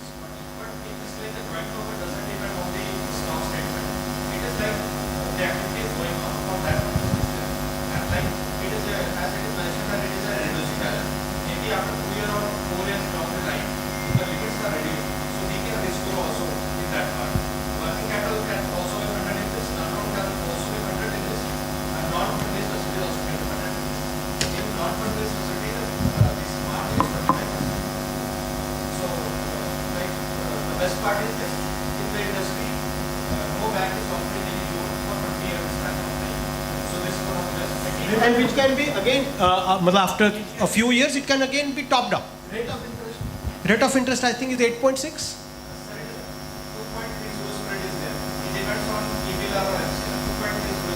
So 8.95 currently. EBLR was at 6.65 for us. If any person is having CC limit with other bank, can he take assets back loan, term loan from? Yes, multiple banking is not. It can be there. It is permitted. For specific purpose or it is like a mortgage loan? No, sir. It has to be for a purpose. It is not a loan against property. If we say, you give me a property and I give you that. No. There has to be a purpose. You have to either require for a working capital requirement or some term loan requirement. You have to give me that. So end use of funds has to be ensured. Yes, sir. If that is the question, yes, it has to be done. Sir, in this industrial property we don't take in this ABL, and property should By somebody you can sell the property very fast. No, sir. Under normal circumstances, that loan can be done under normal case. So industrial property we don't take, and apart from this, the property should take closing for Thank you. Means it should not be mortgaged to anyone else. Pari passu charge will not be accepted. Thank you, sir. Now, credit guarantee scheme. Many banks, what they do is, see, credit guarantee is also insurance premium is borne by the customers. 2.5%. Yes. 1.5 to this. Some cases it is 1.5 Correct. plus GST, whatever application. But some banks, what they do now, if loans are covered under CGT MSC, then their rate of interest is more. Risk, I don't know why they are charging more. Whether it is so in your case? No. In fact, you are already bearing a cost of 2.5% of the guarantee fee also. Because I have seen many banks, if loan is covered under CGT SME, then they charge, suppose the rate of interest is 8%, they charge in such case 9.5 to 10%. I can assure you and all the others gathered over here, CGTMSE is one product which we want you to take. Simply because of two reasons. One, you don't have to give any security to me. Your time and hassles are saved, my time and hassles are saved. Two, the recovery percentage in CGTMSE for the banks is much higher. Correct. Banks are also happy. See, CGTMSE pays me just to give you the numbers, CGTMSE pays me 62.5% and the claim rejection rate in CGTMSE is only 1.03%. So 1% of 62% is how 0.6%. So actual recovery for the bankers is 61.5% in CGTMSE. Whereas in normal loans, what we have seen, the average rate of recovery is between 20 and 30%. And that 20 to 30% will come after 5 years, 6 years of suit files, recovery proceedings and whatnot. CGTMSE, within months, I'll get my money back in my account. But, but when a customer approaches under the CGT SME loan, so normally branch managers, they have apprehension that it is some mehrbani kar raha hai. Uday Kumar ji baithe hain wahan. No, I am just saying. See, I am dealing with all the banks. I understand that. Your point is valid and I am that is representing many thousands of MSME customers. Absolutely. That's the reason. See, there was a lot of apprehensions like that. आप अपना पैसा तो लगा नहीं रहे, आप अपनी security तो दे नहीं रहे, आपका कोई इंटरेस्ट ही नहीं है इसमें. Those were there, but bank is also doing a lot of financial literacy programs for our in-house staff also. CGTMSE is one thing that our bank from the top. That is why I kept a separate. Normally, you would not have seen a CGTMSE slide in SME presentation till now. Now we are told, you actually go and market this product. So bank is actually looking very actively at that. This hybrid security. Yes. See, up to 2 crores you can cover under CGT SME. Then remaining whatever requirement under collateral. That collateral will be 100% or it will depend. It will be totally depends on. See, collateral is a risk mitigation. Yeah, I know. As simple as that. So, higher the risk, more collateral will I ask. Lower the risk, low collateral will I ask. So there are no bound rules for that. But it will totally depend on the individual risk profile of the proposals. No, actually dealing with the SBI is really good. But earlier I used to have a lot of dealings with the SBI only. But in between I don't know what happened. So your commercial banking system introduced, then all the people should go to that particular branch only, 25 lakhs and more limit, all these rules came. So then many hardships were there for customers. A lot of those things have stabilized now. So now people because also of that understand there were some issues. Because those rules still remain. It is not that those rules are not there, because bank also, actually why. But in such case you can give sublimit to the nearby branches and they can operate, no? Yes, that can be done, sir. That can always be explored. That option still exists. Sir, I know you have a question. We'll come to you also.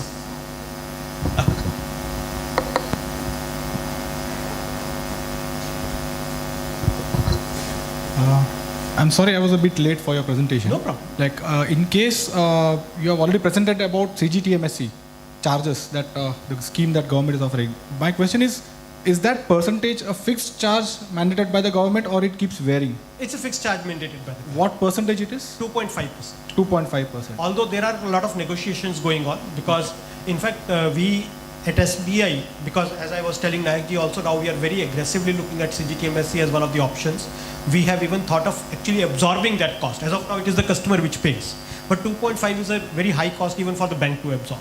So some negotiations with the government are also going on in this. And it will depend on actually how much see, it's like an insurance. In insurance, more the default, more the insurance company has to pay, the higher the premium. As simple as that. So as of now, the experience in CGTMSE when it was started was not very high. But now there is a huge feedback for the last 7, 8, 10 years on how this scheme has actually performed. What is the default rate? So maybe the premium, we expect it to go down over the next few months. Those discussions are going on. And if it actually goes down, bank may even think of absorbing that. But that is all futuristic. So it may happen, it may not happen. Currently it is 2.5%. Yes. My second question is about CMR. So basically what I have understood from interacting with banks is that the percentage of interest, the interest rate percent or the CGTMSE, it depends on the CMR rating. Now say for example, I am a sole proprietorship owner So now CMR is calculated on what basis? What data gives the CMR rating? Actually, CMR unfortunately is not something that the banks do. That is something that the external credit agencies do. No, that's what I want to know, because what happens now is in my case. Okay, Yeah. go ahead. Then I Say will for say. example is CMR. I was told that CMR is calculated in the firm name, like from the data are generated in the firm name. Now, say for example, I don't have any credit history in my firm name.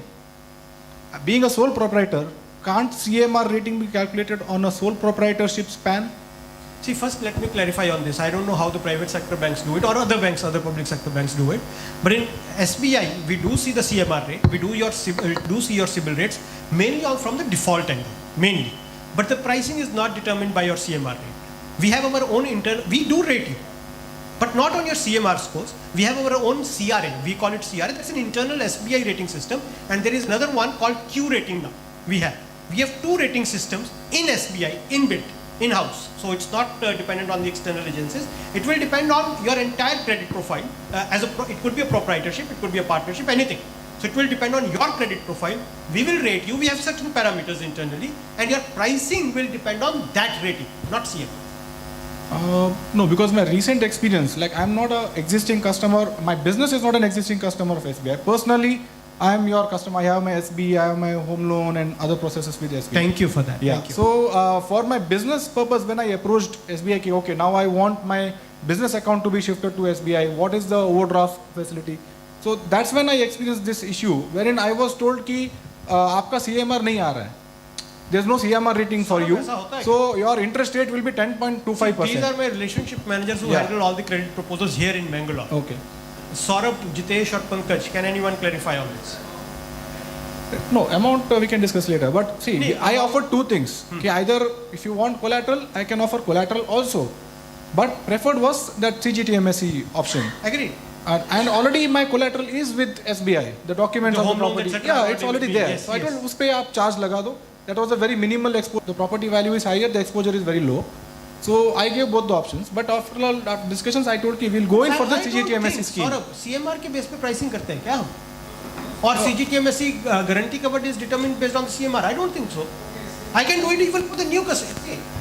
In your case, you are saying you are still an individual. At least you have a credit history as an individual. So what I was told कि आपका we cannot take your PAN or your personal credit history. आपका firm के नाम पे credit history नहीं है. So your interest rate will be 10.25 or something like that. 10.25 may be the rate of interest because rate of interest depends on multiple factors, as I said, and 10.25 is a normal rate of interest. Right. It is not that everyone is charged 7% or 8%. Okay. So 10.25, if someone has quoted you, might be very well correct. Right. So that is not a problem. But CMR doesn't determine my loan giving, my giving of loan to you. That I can assure you. But this was a specific line told to me कि there is no CMR rating for your firm. So I told I am a sole proprietor. Check my PAN, check my credit history, check my GST history, whatever you want. So I have almost a 10-year-old customer of SBI. So you check my credit history with SBI. My firm is 5-year-old. Check 5 years of GST history, whatever data you want. But why is that, they use the line कि CMR आपका नहीं आ रहा है for your firm, so your interest rate will be this. If it was there, then your interest rate would have been lower. नहीं वो तो ठीक है sort out कर लेंगे Ganesh, but the thing is here we have AGM SMECs who handle up to 50 lakhs and then we have RMSMEs who handle beyond 50 lakhs. So for the benefit of all, let us tell now itself, do we decide our profile based on proposal based on the CMR? I don't think so. We don't. Maybe, I'm sorry, I didn't get your name. Jigar. Jigar, I'm sorry, there seems to be some communication gap. If someone has told you like that, it does not seem to be as per the bank's guidelines. Because frankly, we look at Mr. Vijay Sai is the AGM of SMECC here. He handles all proposals in the entire city of Mangalore up to 50 lakhs will come to his team. And anything above 50 lakhs will go to our relationship managers who are sitting over there. So the entire team who will handle up anything up to 50 lakhs also and above 50 lakhs also is sitting over here. And both of us are confirming the same thing that I am saying, that CMR is not applicable. CMR we do see. I am not saying that we don't see CMR. Basically, we have to look at the defaults. CIBIL, CMR, these things are important for us in credit decision making, but not in pricing. And 10.25 is a normal pricing. For an individual, 10.25 is a normal pricing. Thank you. Ma'am, please.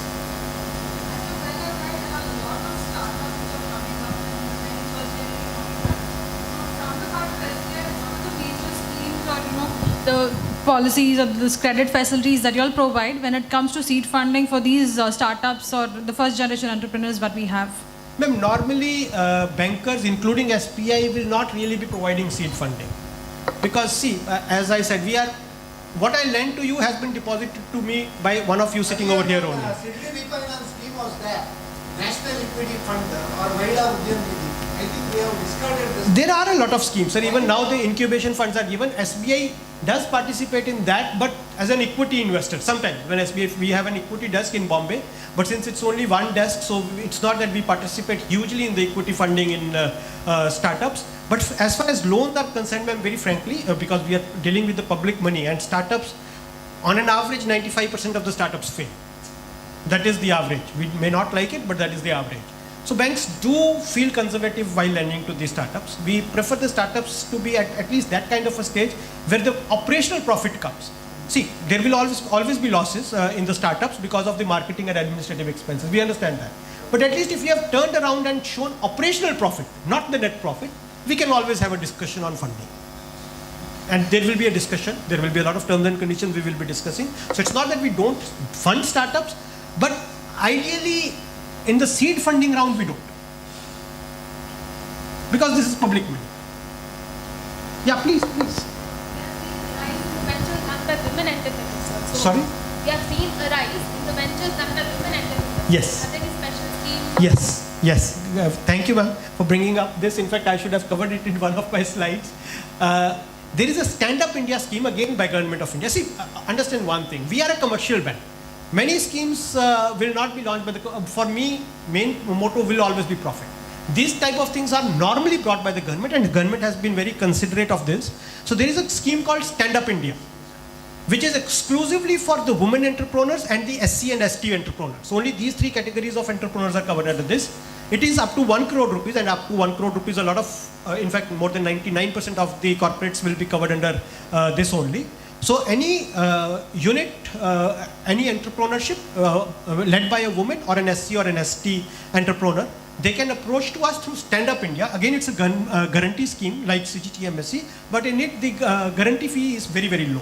I don't have the exact number with me at this time, I'm sorry for that. You can Google Stand Up India, you will very easily get to know. But yes, there is a special scheme for the women entrepreneurs, yes. Again by Government of India, Stand Up India.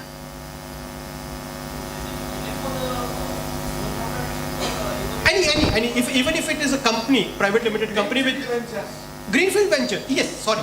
Absolutely, Nayak is absolutely right. It is only for the greenfield ventures, not for the existing companies. If you are setting up a new firm or a company, but proprietorship not necessarily, but the proprietorship of course. But if even it's a partnership with majority ownership by a woman and a partner, or a company with majority ownership by them, it is covered. No, all the partners need not be women. That is also true. Anyone, anything? Women entrepreneurs, some banks, some 0.25%, Yes. 5% concession and all that in rate of interest. Yes. In commercial loans we don't have. In I think home loans, etc., we have some those kind of things. But I don't think we have any such thing in the commercial loans. So friends, anything else? Of course, our team in Bangalore is there. Regional Manager Mr. Uday Kumar is there. Mr. Vijay Sai Madhugula, our AGM for the SMECC is there. Mr. Shalimiya, the AGM of the SME branch is there. The relationship managers are there. We have a very old and strong relationship with the city of Bangalore. SBI, of course, has with all the cities in India, but with the city of Bangalore also. So my request to all of you, if you have any requirement, your personal requirement or any of your friends, relatives, acquaintances, if they have any requirement, you have a lot of options today. We understand that. And we just want you to give an opportunity to SBI also. You choose the best for you. If some other bank gives you a better opportunity, please go there. I'm not going to say, no, they give you better, still you come to me. No. But I'm sure that in many of the things, SBI will give you the best opportunities. Do visit SBI once and then make your decision. That is my only humble request to all of you. Thank you very much. Thank you. Yeah, please.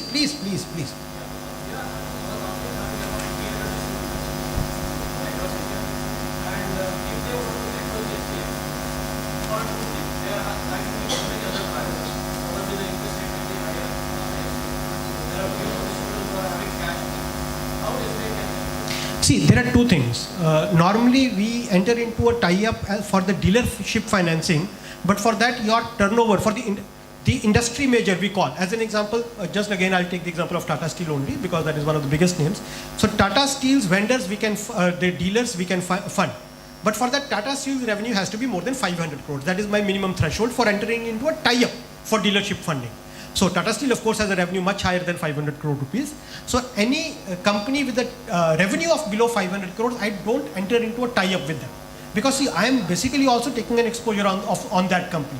That dealers basically are to be supplied by that company, right? So if your turnover is more than 500 crores, we can always discuss to enter into an official tie-up to fund your dealers, in which the schemes would be, the rate of interest and other things would be very, very attractive to them. But even if not, maybe there may not be an official tie-up, but we can always fund each individual dealer or a vendor on merit basis. Up to 10 lakhs, all the loans are compulsorily collateral security free. As per the Government of India guidelines, they are covered under the scheme called Mudra. Compulsorily, but no option of any bank taking a security from any of you. And if it is above 10 lakhs, we can always discuss. CGTMSC is there, Stand Up India if it is a woman or an SC/ST entrepreneur. There are so many guarantee schemes up to 2 crores, and most of the dealers would be up to that level only. So we can always discuss that, sir. But that would be case to case, referred to the branch which is nearest to that deal. 100%, sir, 100%. Even otherwise, sir. 100%. Thank you. So, thank you very much, everyone. And SBI branch would always be near you. Please visit them. Thank you.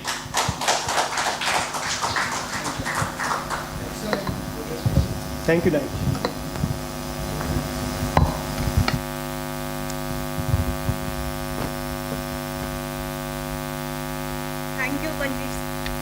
Thank you, Manjesh sir, for that wonderful presentation and also clarifying all the doubts. Thank you so much, and thank you everybody gathered here today for coming out here, taking the time out and coming here and spending time with us. And I hope you've all had a fruitful day. And thank you. Thank you.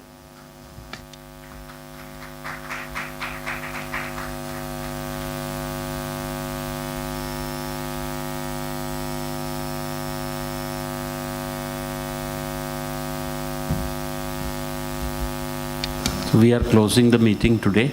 Thank you so much. Thank you.